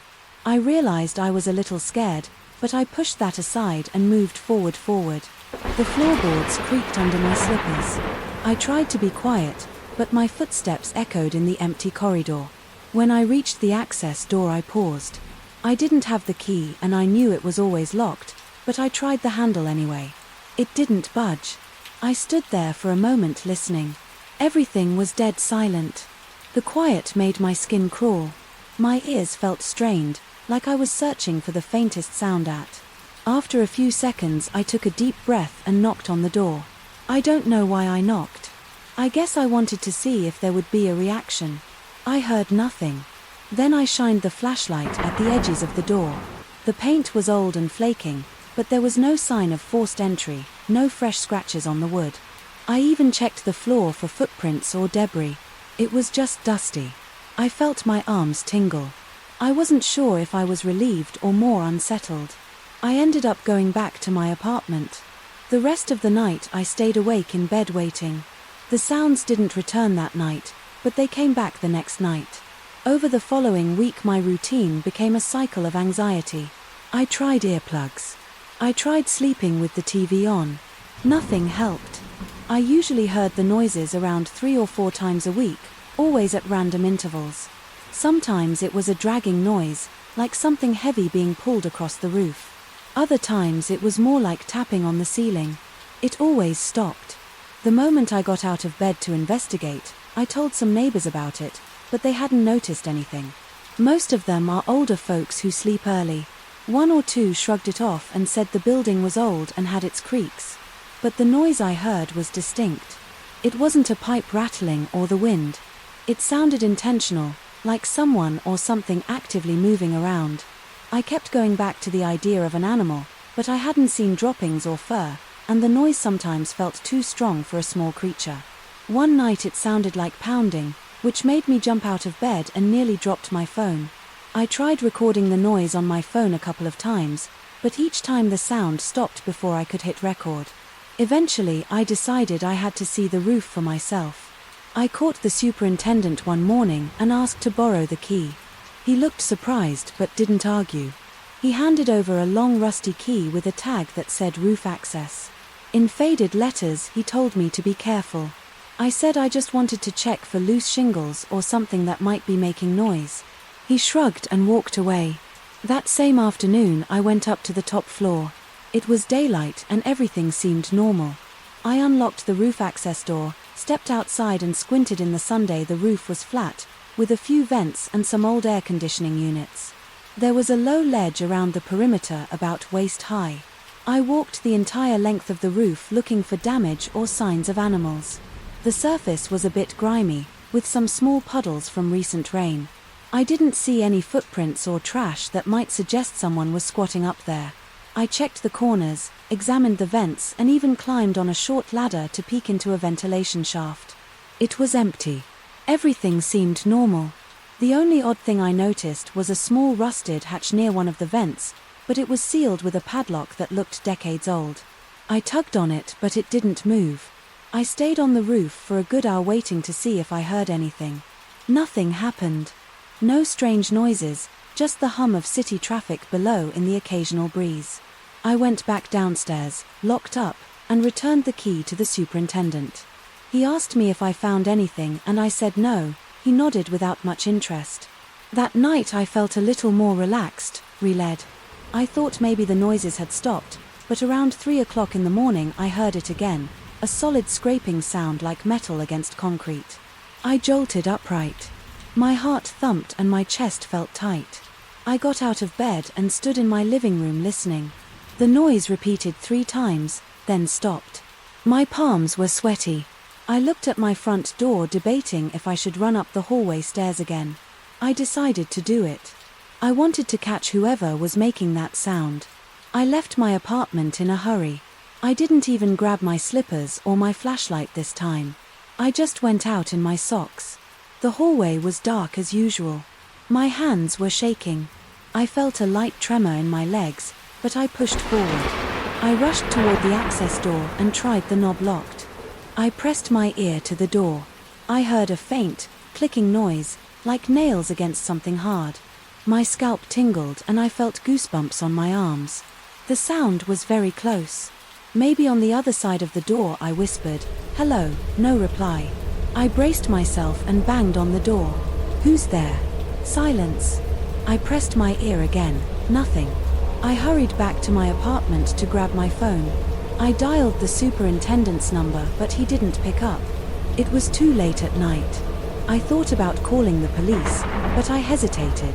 I wasn't sure if that was an emergency worth reporting, and I didn't want to look like an idiot. I ended up pacing around my apartment until dawn, checking the ceiling every few minutes. I never heard another sound that night in the morning. I felt exhausted, like I hadn't slept in days. My back was sore and my eyelids felt heavy. I went downstairs and waited by the superintendent's office until he showed up. I told him what happened. He gave me a worried look but said he hadn't heard anything. I asked if someone else might have a spare key. He said only he and the building manager had access.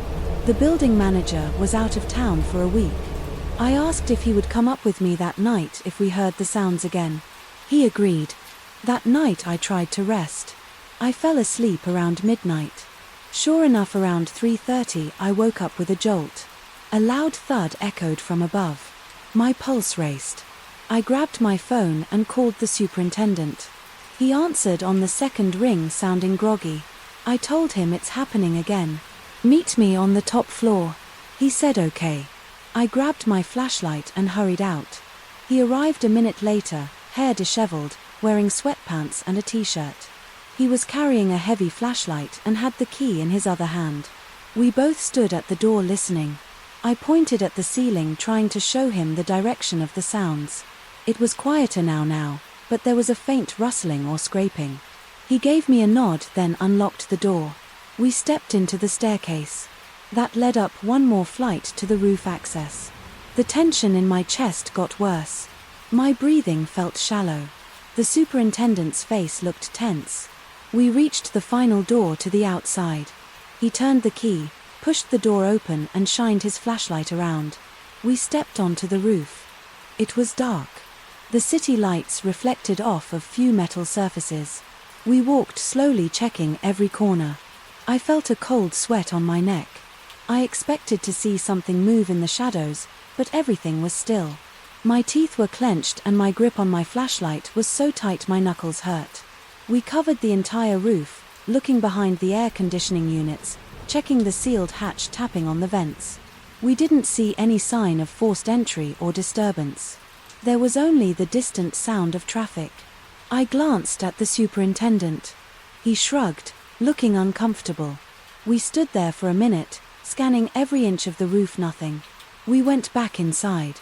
He locked the door again and handed me his flashlight so I could look around the stairwell. It was empty. No footprints, no trash, no sign of a person. We both stood there, shoulders stiff. Eventually he sighed and went back to his apartment. I turned to mine. Over the next few days I tried to forget about it. The noises came and went. Sometimes I heard faint scratching. Other times it was stronger, like thumping. Each time I tried to investigate, it stopped. My chest would tighten and my hands would get clammy. I started losing sleep and my performance at work suffered. I was on edge all the time. I snapped at a coworker for no reason. Every night I lay awake waiting for the sounds. 2 nights ago something changed. I was lying in bed at around 2 in the morning. My eyes were open. Staring at the ceiling, I heard a soft clanking noise like metal hitting metal. I got up, heart pounding, and walked to my living room. The sound was louder there. I looked at my ceiling light fixture and noticed a slight flicker. Then I heard a loud thud, as if something landed on the roof right above me. I jumped back, feeling my chest hammer. I ran to my door, stepped into the hallway and listened. The building was silent, except for a distant hum of someone's TV. I took a few slow steps toward the access door, but I stopped halfway. I was too tired to run up again and find nothing. My breathing felt rough. My legs felt weak. I turned around and went back to my apartment. The sounds continued for another minute, maybe 2, then faded.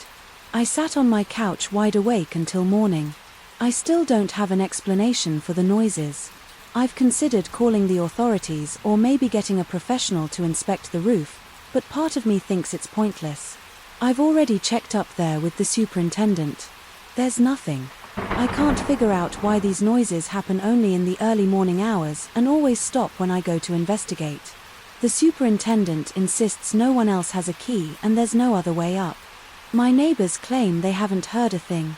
I keep waiting for a night when I'll catch whoever or whatever is up there, but it never happens.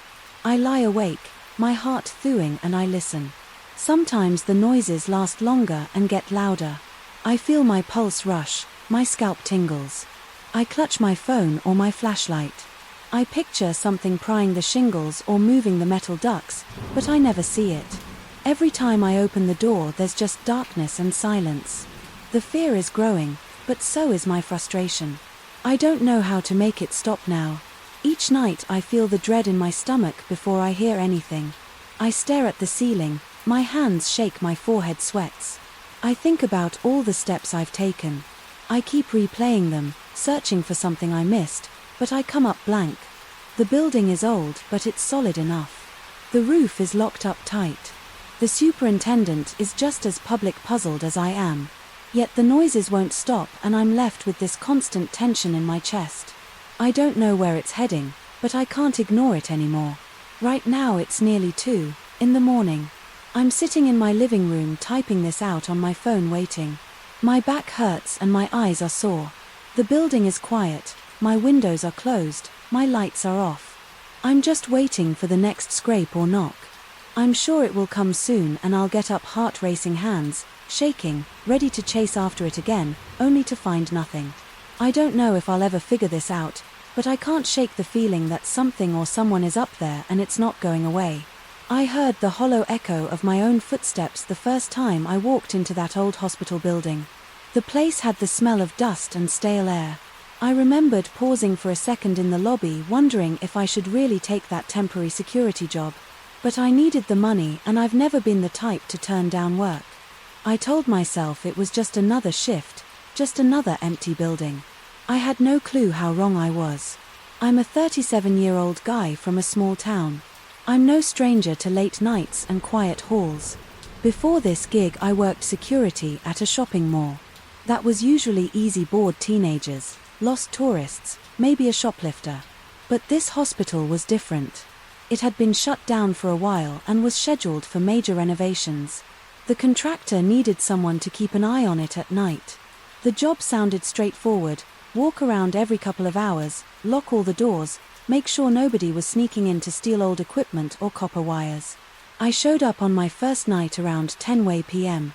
The lights in the main corridor worked, but half the building was under construction, so entire sections were dark. I had a flashlight, a ring of keys, a thermos of coffee and my phone. The first thing I noticed was how silent it felt. Not just quiet, silent. No hum of air conditioning, no beeping from monitors, nothing. Every sound I made felt louder than it should: my boots on the tile floors, the jingle of my keys, even my breathing. I checked the ground floor. First there were old patient rooms with peeling paint, dusty waiting areas and some broken chairs. The windows had boards on them. In a few places I saw piles of construction materials in corners, buckets of paint, stacks of tiles and random tools. I locked a couple of doors that led to storage rooms and made a note on my clipboard.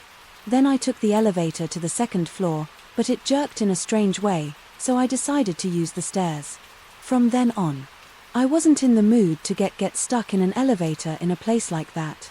The second and third floors were mostly the same, dark corridors, scattered debris, and old signs pointing to what used to be wards. I locked everything up, double-checked the rooms, and made a list of anything that looked out of place. Then I settled in the old security office on the first floor. That place had a desk, a few monitors, most of which were powered off or not connected, and a creaky swivel chair. I spent the rest of the night sipping coffee, watching some videos on my phone, and occasionally heading out for another round. Nothing happened. It was boring, but I preferred it that way. The second night was almost the same.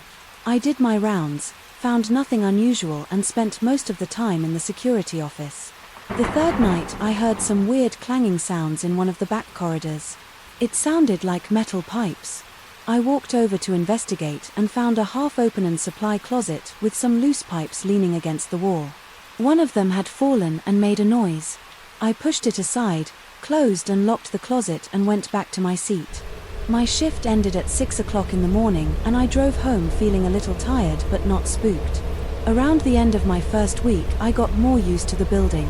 I knew which floors made weird sounds, which corners were cluttered with debris, and where the light still worked, but I also started feeling uneasy in certain areas.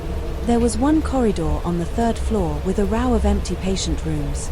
Every time I walked through there, I felt pressure in my chest, my breathing got tight, and I got goosebumps.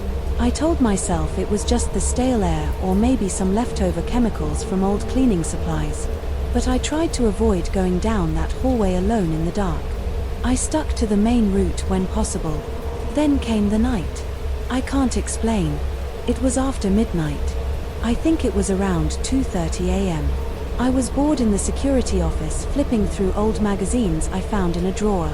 I decided to do my regular round, so I got up, grabbed my flashlight, and checked the first floor. I then walked up the stairs to the second floor. My plan was to walk the perimeter, check all the doors, and come back down. I walked slowly, shining my flashlight on the walls and corners.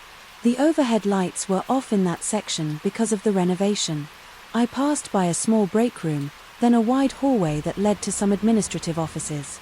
I tried a few door knobs, all locked. I went around a corner that opened into a larger corridor. It was long and dark, with a single flickering light. At the far end I heard my own footsteps echo. I remember the squeak of my boots. The air felt colder than usual. I could see my breath in front of me. I thought maybe a window was open or broken somewhere, letting in the night air.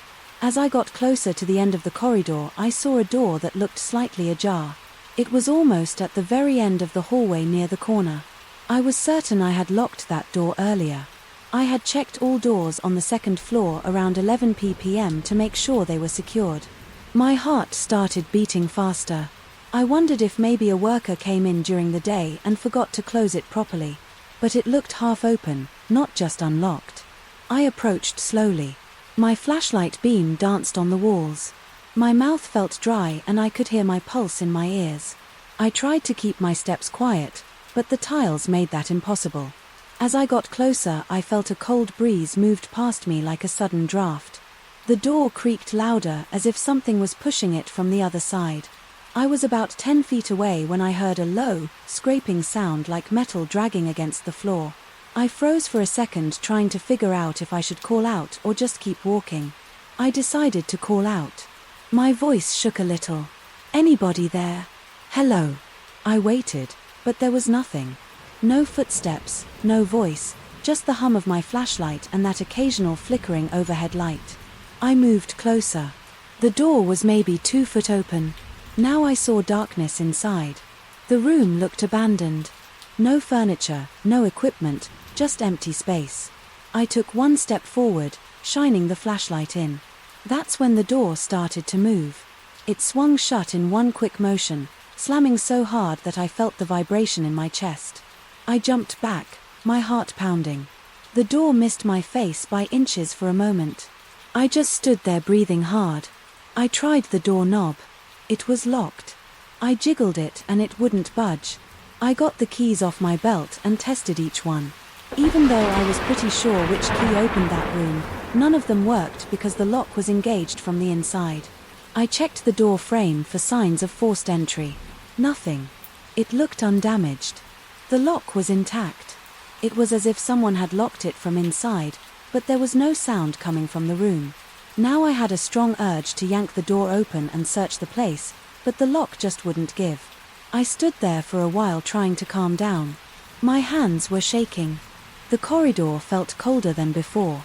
I glanced around trying to see if there was any ventilation system or open window that could cause a gust of air, but everything was sealed up. The hallway was dead still. My flashlight illuminated. Dust motes in the air, but I didn't see any obvious draft yet.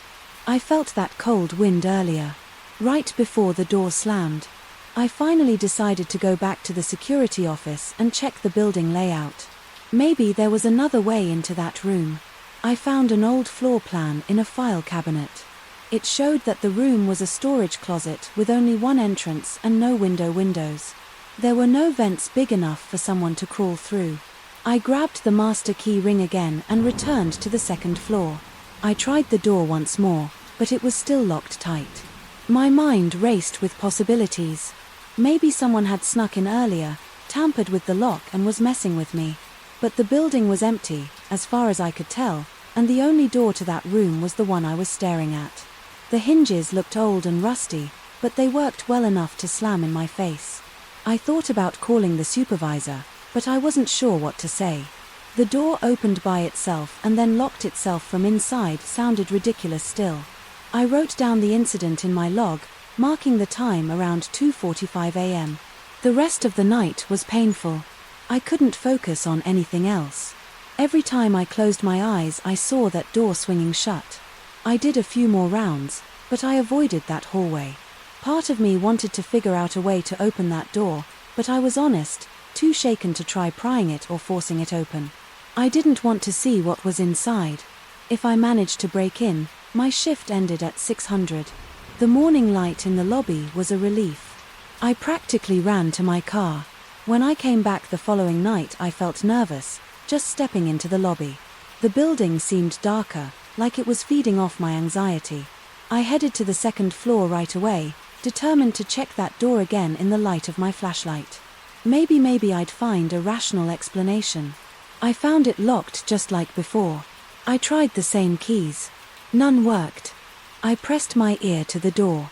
No sounds from inside. I went back downstairs and found the head contractor's phone number in my files. I called him. He said nobody had been in that area for a while and that the locks hadn't been changed. I told him the door was stuck. He said he'd send a worker in the morning to check it out. I thanked him and hung up. I didn't mention the strange part about the door slamming on its own. I just said it seemed jammed.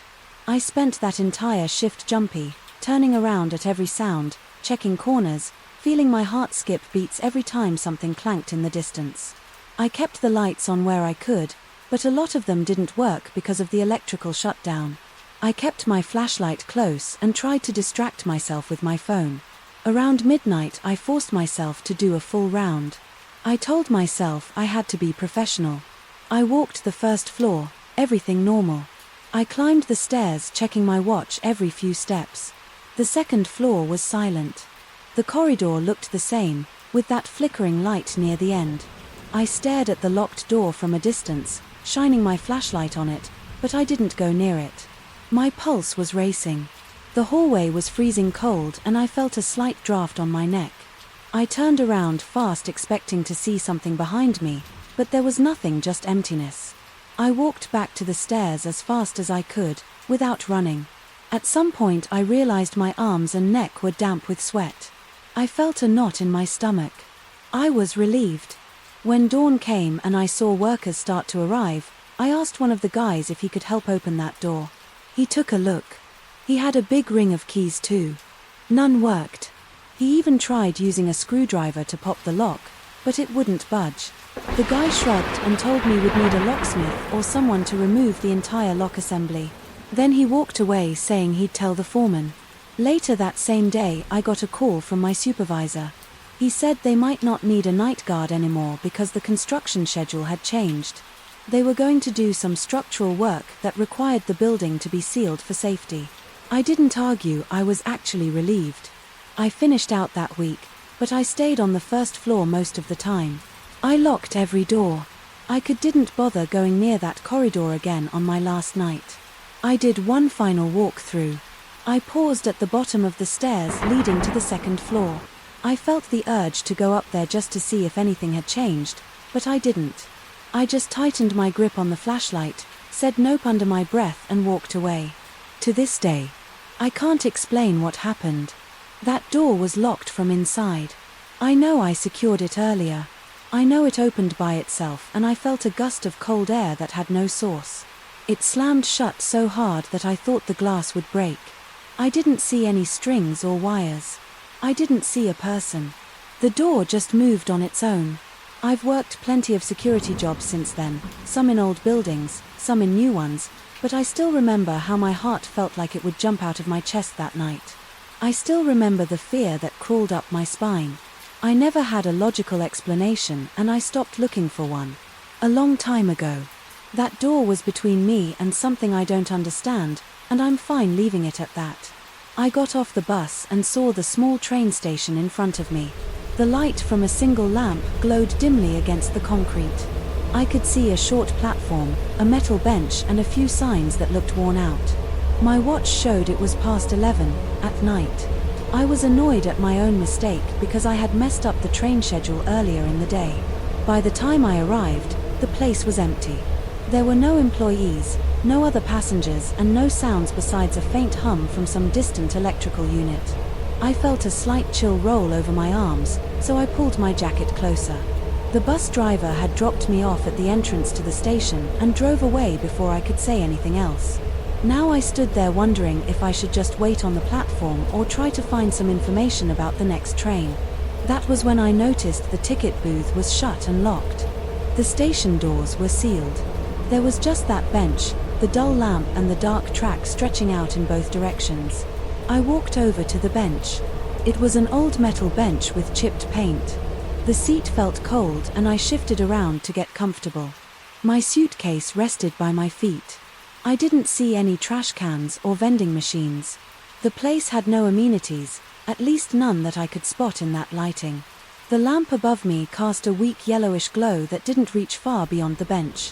When I looked down the platform, I could make out a sign with the station's name, but I couldn't read it clearly from where I sat. The rest of the station fell off into darkness that seemed heavier than normal. I tried not to think about it. I'd been in quiet places before, but this felt different. There was a mild breeze and I heard it rattling some loose piece of metal on the roof. It wasn't exactly peaceful. It felt lonely and strange. My phone didn't have a strong signal.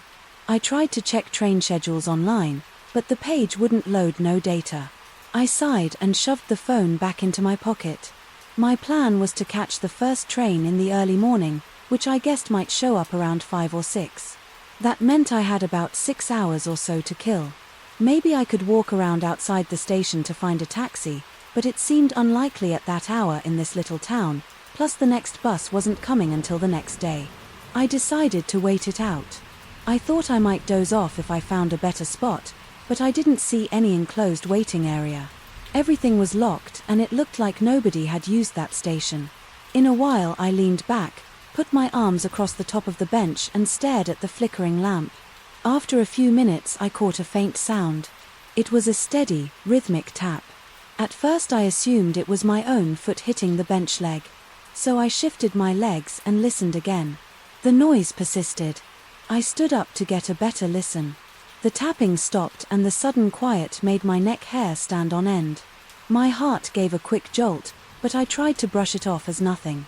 I rubbed my hands together trying to keep my nerves in check. Then I heard it again. Distinct footsteps that seemed to come from the far end of the platform, near the spot where the overhead light barely reached. They were slow and deliberate, like someone walking carefully along the concrete. I expected someone to appear, but nobody came into the light. The footsteps had a steady pattern heel-toe, but they didn't speed up or slow down in any obvious way. I turned my head to look and I saw nothing but the empty platform. I walked a few steps closer to the edge of the lit area. The footsteps sounded like they were about the same distance away, still hidden in the darkness. I paused and they paused. I stepped and they stepped. My chest felt tight. I remember thinking maybe the echo of my own steps was bouncing off some weird angle in the station, creating an illusion. But the pattern sounded off like there was a fraction of a second lag. It wasn't a perfect echo. I tried a little experiment. I stood still for about 10 seconds. My breathing was shallow and I felt my pulse in my temples. No footsteps came. The station was completely quiet. Then I took one step forward. Sure enough, I heard another step, maybe 2 steps away from me. It sounded like it came from that same dark area. I leaned forward, squinting into the gloom, but there was absolutely nothing to see. My heart started pounding harder. The hair on my arms stood up. I could even feel sweat building up under my collar. I swallowed and listened some more. No movement, no footsteps. I backed away until I was closer to the bench again. My eyes darted around, scanning for anything or anyone. There were no signs of life. The bench was just as I left it, my suitcase still resting against it. The lamp flickered and I cursed under my breath. I didn't want that light to go out. I decided to sit down again, keep calm and test a theory. I waited a few seconds. Then I tapped my heel against the ground. Immediately I heard a single tap in the distance. I tapped 3 times and I heard 3 faint taps echoing back. It felt like I was playing some bizarre call and response with an invisible presence. I realized my breaths were coming out short. My mouth felt dry. I looked around searching for any sign that this was a prank, maybe a station worker or a local kid messing with me, but I saw no movement at all. The footsteps never moved out of the darkness. They stayed at the same distance. I began to worry about how the night might unfold. The last thing I wanted was to be stuck with some stranger lurking around. I didn't know if they were harmless or waiting for a chance to confront me. I decided to break the tension. I stood up, cleared my throat and walked down the platform toward the dark area. My footsteps felt loud on the concrete, each one echoing in that deserted station. Sure enough, I heard the matching footsteps. They seemed to retreat as I advanced, maintaining the same distance. I called out, "Hello, is someone there?" My voice echoed, but there was no response. Besides that steady pattern of steps, I walked until I reached the edge of the lamp's glow and I stopped. My eyes tried to adjust to the dark, but I couldn't see much. There was just the faint outline of the platform's end, some gravel and the tracks disappearing into the night. The footsteps halted. I felt my palms sweating and I noticed a slight tremor in my fingers. I took a deep breath and stepped one more time into the dark. No responding footsteps. This time I held my breath, listening. Nothing. The wind kicked up a bit and I felt a light breeze graze my face. I stood there, heart pounding, and then I stepped back into the light. I felt a bit shaky, like my body couldn't decide whether to fight or run. I turned around and went back to the bench, rubbing my palms on my pants. My brain churned with possibilities. Maybe I was imagining things, but those sounds were too clear to be a trick of the wind. I sat down again and tried to keep still. I glanced at my watch. It was almost midnight. I figured I should wait and see if the footsteps started again. After a minute or so I heard them, but they were softer, this time almost hesitant. They came from the same part of the platform, the far end, where the darkness was thick. Each step matched my own heartbeat in a strange, uncomfortable way. I dug my fingernails into my palms. My breathing felt shallow again. I scanned the area, but I couldn't see any shape, figure, or shadow, just the platform, the tracks, and that flickering light. My mind raced with questions. Was I dealing with a person who was intentionally staying hidden, or was it something else I couldn't make sense of? I stood up and moved in a small circle, stamping my feet lightly. Sure enough, the footsteps mirrored my movements. When I paused, they paused. My neck tensed up and I felt my teeth clench.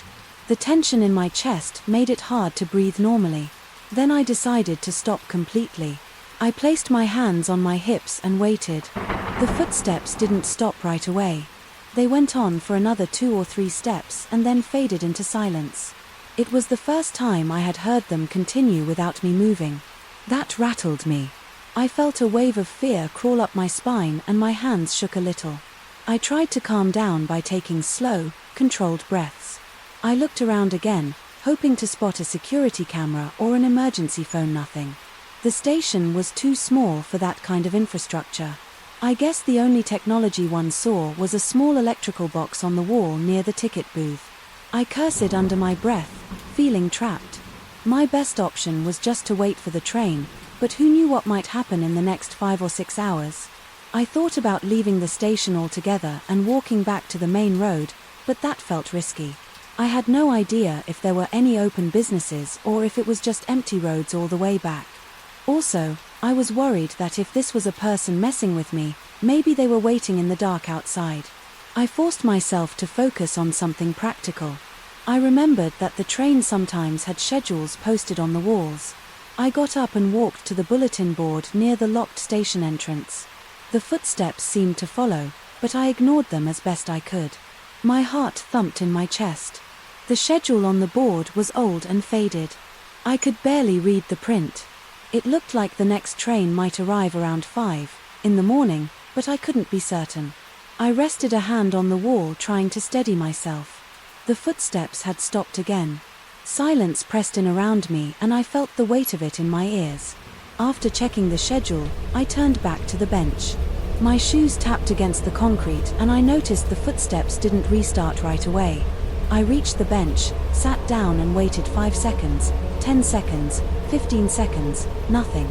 Then, out of nowhere I heard a single tap, as if someone dropped a small object on the ground. It came from somewhere near the bench. I looked around, bending forward to see if something had fallen. I saw nothing. The tension in my stomach twisted harder. I felt a nervous ache behind my eyes. I kept scanning the darkness, expecting to see someone step forward. Nobody appeared. My breathing got heavier and I felt a tightness in my throat. I told myself to be logical, but each new sound chipped away. At my composure, I grabbed my suitcase and set it on the bench beside me. I felt better, knowing I could snatch it up and run if I had to. I also checked my phone again, hoping maybe a signal had popped up. Still no reception. The little symbol on my screen showed one bar that flickered away as soon as I tried to place a call. A few minutes went by without any more footsteps or taps. I let myself relax just a bit. My shoulders sagged and I rolled my neck to relieve some of the tension. That was when I heard another noise. It wasn't footsteps. This time it sounded like a quiet scraping, like something dragged lightly over the ground. I leapt up, my heart hammering. The sound stopped. As soon as I stood, I edged toward the far side of the platform, keeping my eyes on the darkness. The station felt colder than before. My nose was slightly numb. My fingers felt tingly. I reached the end of the lid area. The scraping started again, but it was too faint to pinpoint. I called out, "Is there someone here?" My voice cracked. No answer. I moved back to the bench, grabbing my suitcase handle. I decided I'd stand near the middle of the platform so I could see as much as possible in every direction. The lamp above me flickered again. My breath caught in my throat. If the light went out, I'd be standing in total darkness. That thought sent a rush of adrenaline through my body. My legs felt jittery.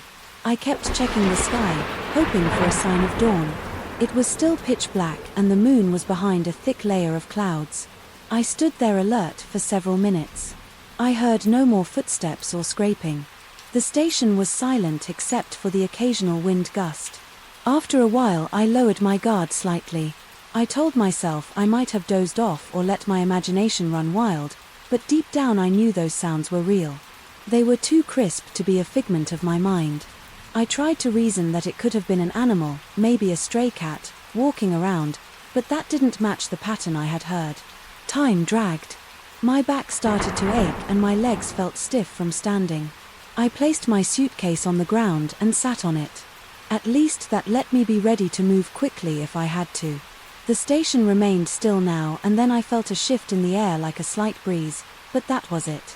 My mouth was dry and my stomach growled. I had no food or water with me. I kept glancing at my watch. Each minute felt like an hour. At some point I closed my eyes for a second, trying to rest. Then I heard a clang from somewhere behind me, like metal hitting metal. I whipped around so fast I nearly dropped my phone. I didn't see anything. The clang didn't repeat. I listened for footsteps, but there were none. I got up and paced around, feeling the rough surface of the concrete under my shoes. My heart was still racing, but I tried to keep my cool. The flickering lamp was the only comfort I had. I patted my pockets to make sure I had everything. My wallet was there, my phone was in my hand, and I had my keys. I couldn't do much else but wait every few minutes. I looked down the tracks, hoping to see train headlights in the distance. The horizon stayed dark. Eventually the sky began to shift. It started as a barely noticeable grey at the very edge of the horizon. Then it became a lighter shade and I could see the outlines of buildings in the distance. My watch read just after 5 in the morning. I exhaled in relief when I heard a soft rumble on the tracks. Within a few minutes, a train horn sounded faint but clear. The overhead light was still flickering and my nerves were still on edge, but I felt a glimmer of hope that I could finally leave this place. I looked around one last time, scanning the platform. It was empty, no shadow or figure, no tapping, no scraping, nothing. The train pulled in and I felt like I could breathe again. When the doors opened, I stepped inside and found a seat near the window. My body was tense and my pulse still throbbed in my ears. As the train started moving, I stared out at that tiny station getting smaller behind me. I couldn't see anything unusual, just a deserted platform with a dim lamp. Yet the memory of those footsteps stayed with me and I felt a lingering chill in my chest. I shifted in my seat and tried to relax, but my heart was still beating fast. My hands wouldn't stop shaking, so I gripped my knees and took a few deep breaths. A couple of other passengers on the train barely noticed me. They were either too tired or too preoccupied to pay attention to some tense guy looking over his shoulder. I tried to think of a rational explanation for what had happened. Maybe there was a drifter in the shadows following me for some reason, but then deciding to back off. Maybe the station had an echo effect I'd never encountered before. No matter what I told myself, I knew what I heard. The sound of those footsteps matching mine, stopping when I stopped, then continuing without me at the end. That was the detail that kept looping in my head by the time I reached my destination. The sun was fully up. I grabbed my suitcase and headed off the train. The platform at this bigger station was bustling, with commuters rushing around. It felt almost surreal. After the emptiness of the previous station, I took a moment to compose myself before I went to find a cab. My shirt was damp with sweat and my back felt knotted. I couldn't shake that leftover tension, but at least I was around people. At least I wasn't alone on some dark, isolated platform. I still don't have a solid EXP explanation for what happened back there.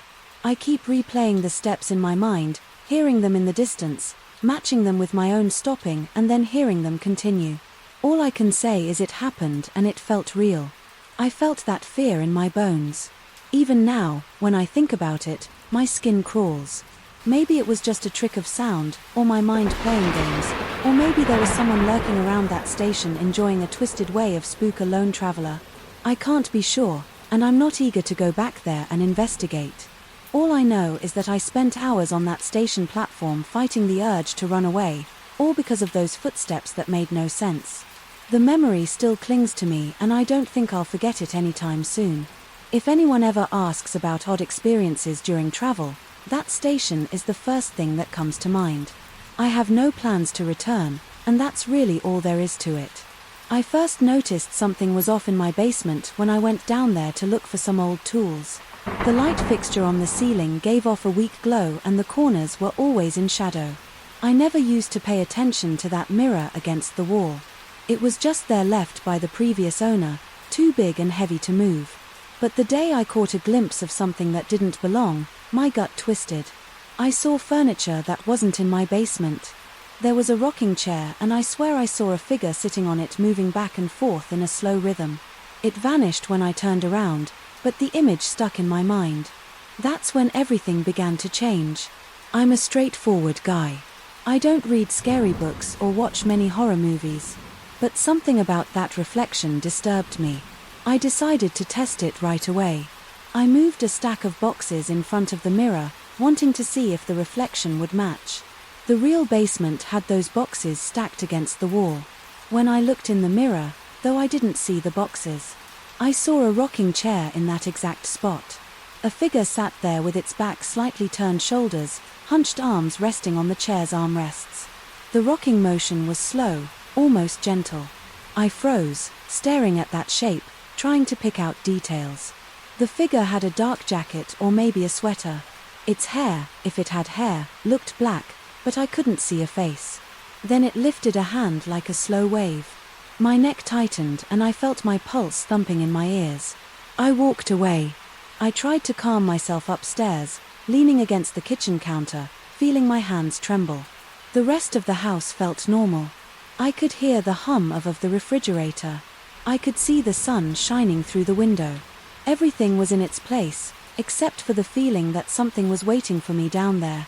My heart felt heavy, but I had to be sure maybe my mind was playing tricks. So I went back. I took a deep breath and forced myself to flip on that weak basement light again.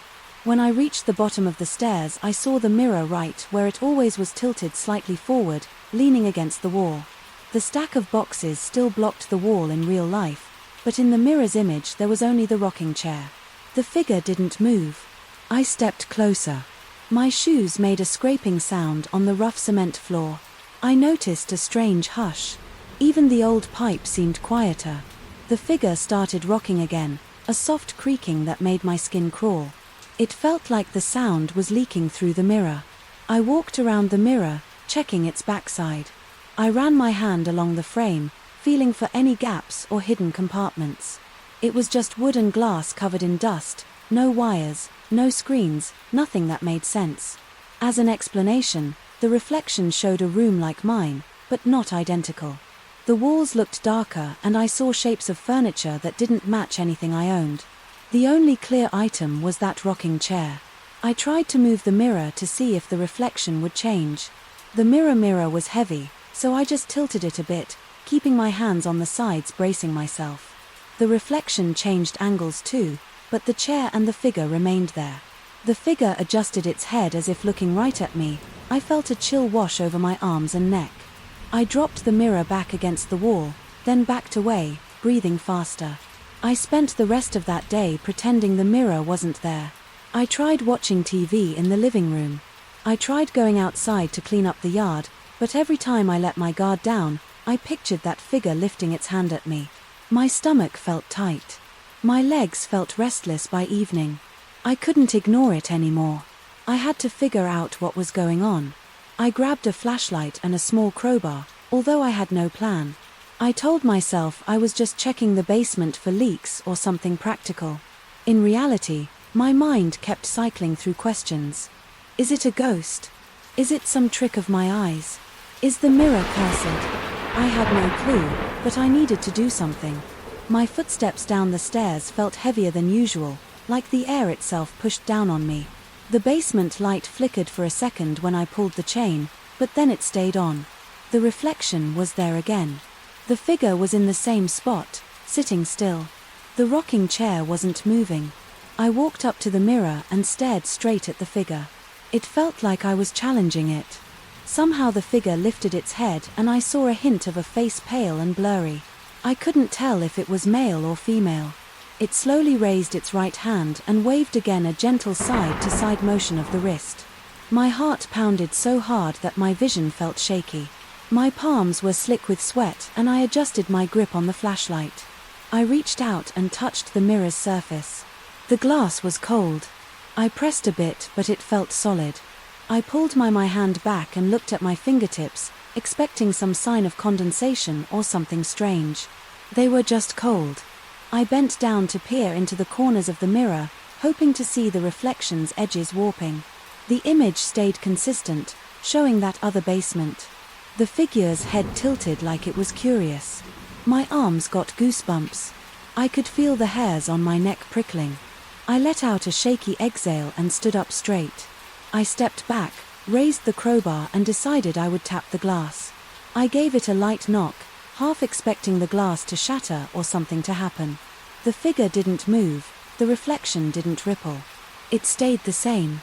I knocked again a bit harder. The sound echoed around me. That's when the figure slowly reached for the armrest and started rocking again, forward and backward, the same even pace. I heard a faint squeak or creak. It almost felt like it was in the basement with me, though I couldn't pinpoint the exact direction of the sound. I couldn't stand it anymore. I left the basement. My legs felt stiff and my chest felt tight upstairs. I locked the door leading down to the basement. It was a flimsy lock, just a basic doorknob lock, but it gave me a tiny sense of control. I ended up sitting in the living room with all the lights on, tapping my foot and checking the time on my phone. My mind kept replaying the rocking motion. I couldn't figure out what the figure wanted or what it might do. Every time I closed my eyes, I pictured that slow wave. I didn't sleep well. That night I woke up several times sweating and gasping. Convinced I heard a creaking sound coming from below, but whenever I listened carefully, the house was silent, except for the normal hum of the heater and the slight rattle of the air ducts in the morning. I felt groggy and tense.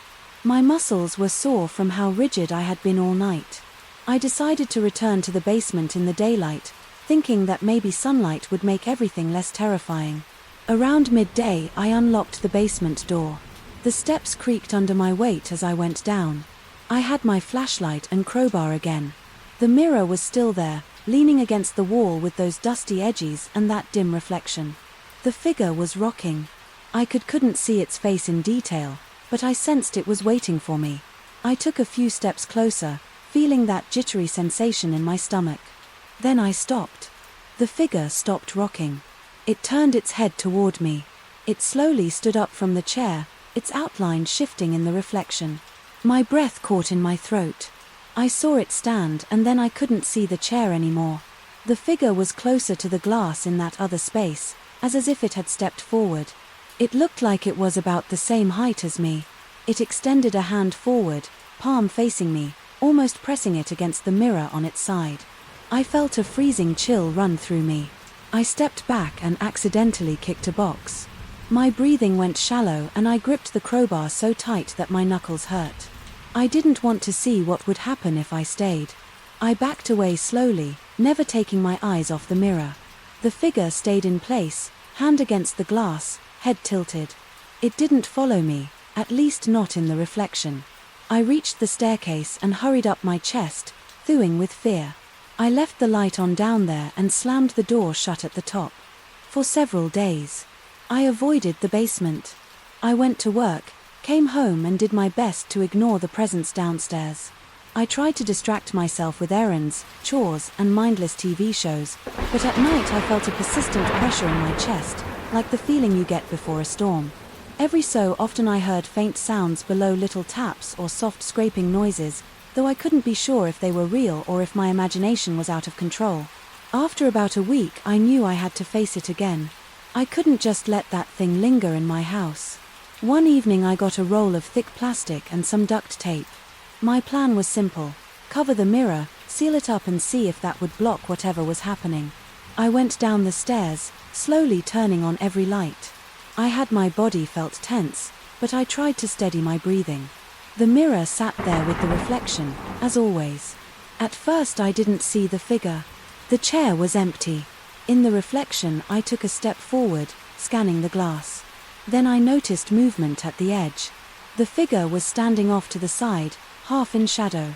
Its shoulders were slightly forward, as if it was peering around the corner of that other basement. I swallowed hard. My mouth felt dry. My heart pounded, but I forced myself to unroll the plastic sheet. I kept my eyes on the mirror. The figure remained in that corner, barely visible. I stretched the plastic over the glass.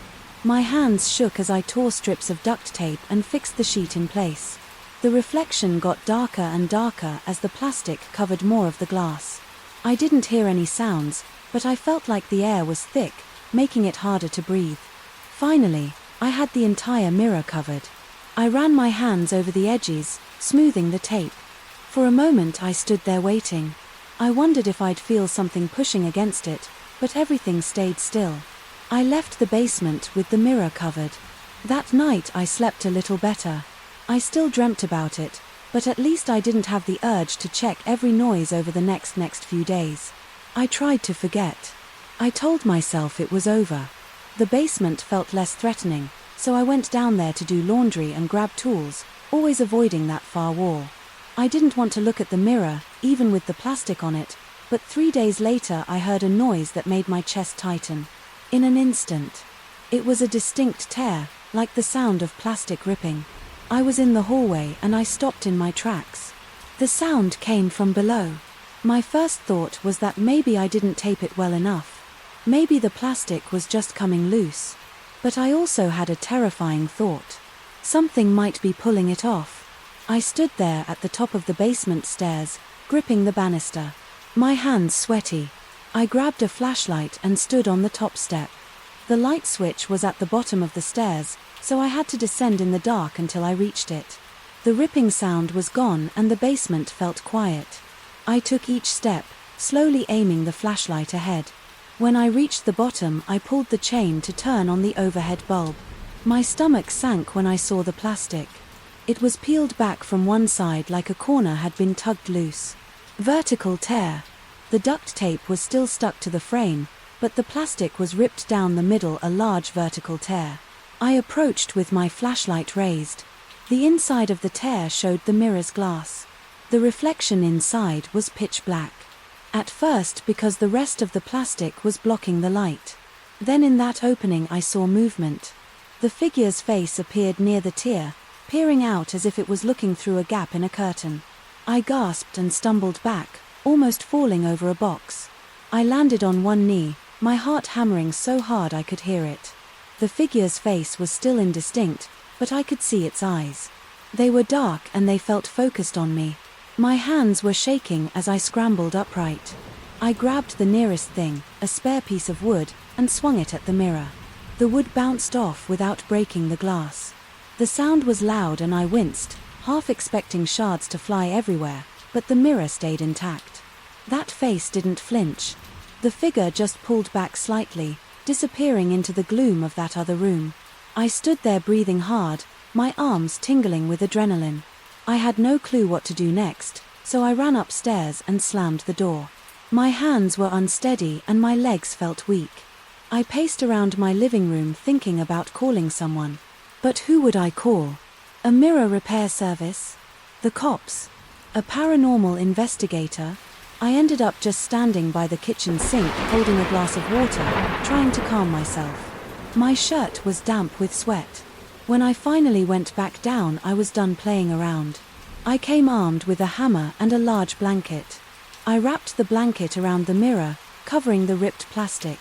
In the process, then I used the hammer to drive nails into the wall around it, hooking the edges of the blanket. I wanted to bury that thing under layers of fabric and tape. My breathing was uneven and I felt my arm muscles strain with each hammer swing every time the hammer struck. I expected something to burst out from beneath the blanket, but nothing happened. Now the mirror is completely sealed up behind layers of plastic fabric and nails. I avoid that part of the basement some nights. I think I hear rocking or a soft scraping sound, but I try to ignore it. I've thought about moving out or maybe hiring someone to haul that mirror away, but I haven't decided yet. Every time I gather the nerve to do something drastic, I remember the figure standing there looking out, raising its hand in that slow, deliberate wave. My spine tightens at the thought. I don't know what that thing is or why it's there. I only know I don't want to see it again. I keep the door locked and I keep my mind off the basement. But whenever I pass by that door, I feel a weight in my chest and I listen for noises. I haven't heard any more tearing sounds. I haven't seen any new rips in the covering. Still, part of me worries that if I ever do see the figure again, it'll be standing on my side of the mirror. For now, I'm trying to live my life as normally as possible. I watch TV, make dinner, and go to work. But whenever I'm at home alone, I'm aware of that basement. I feel the tension in my shoulders. I keep thinking about that slow wave, the rocking chair that doesn't exist in my house, and the way the figure's face seemed to be studying me. The mirror is still down there, hidden behind thick layers. I put up in desperation, but I know it's not gone. It's waiting, and I'm not sure how long I can stand living above something that watches me from a place that shouldn't exist. I don't have a need ending for this. I'm stuck with that mirror for now, and I'm doing my best to pretend everything's fine. But every time I walk by that basement door, I feel an urge to listen, as if the figure might call out or bang on the glass. Sometimes I think about just setting the whole thing on fire or smashing it into pieces, but I'm scared of what I might unleash. If I break the glass, maybe I'll do it anyway, or maybe I'll try to get rid of it in some other way. Until then it stays downstairs, silent and covered, but very much there, and I can't forget it. I wish I could, but I can't.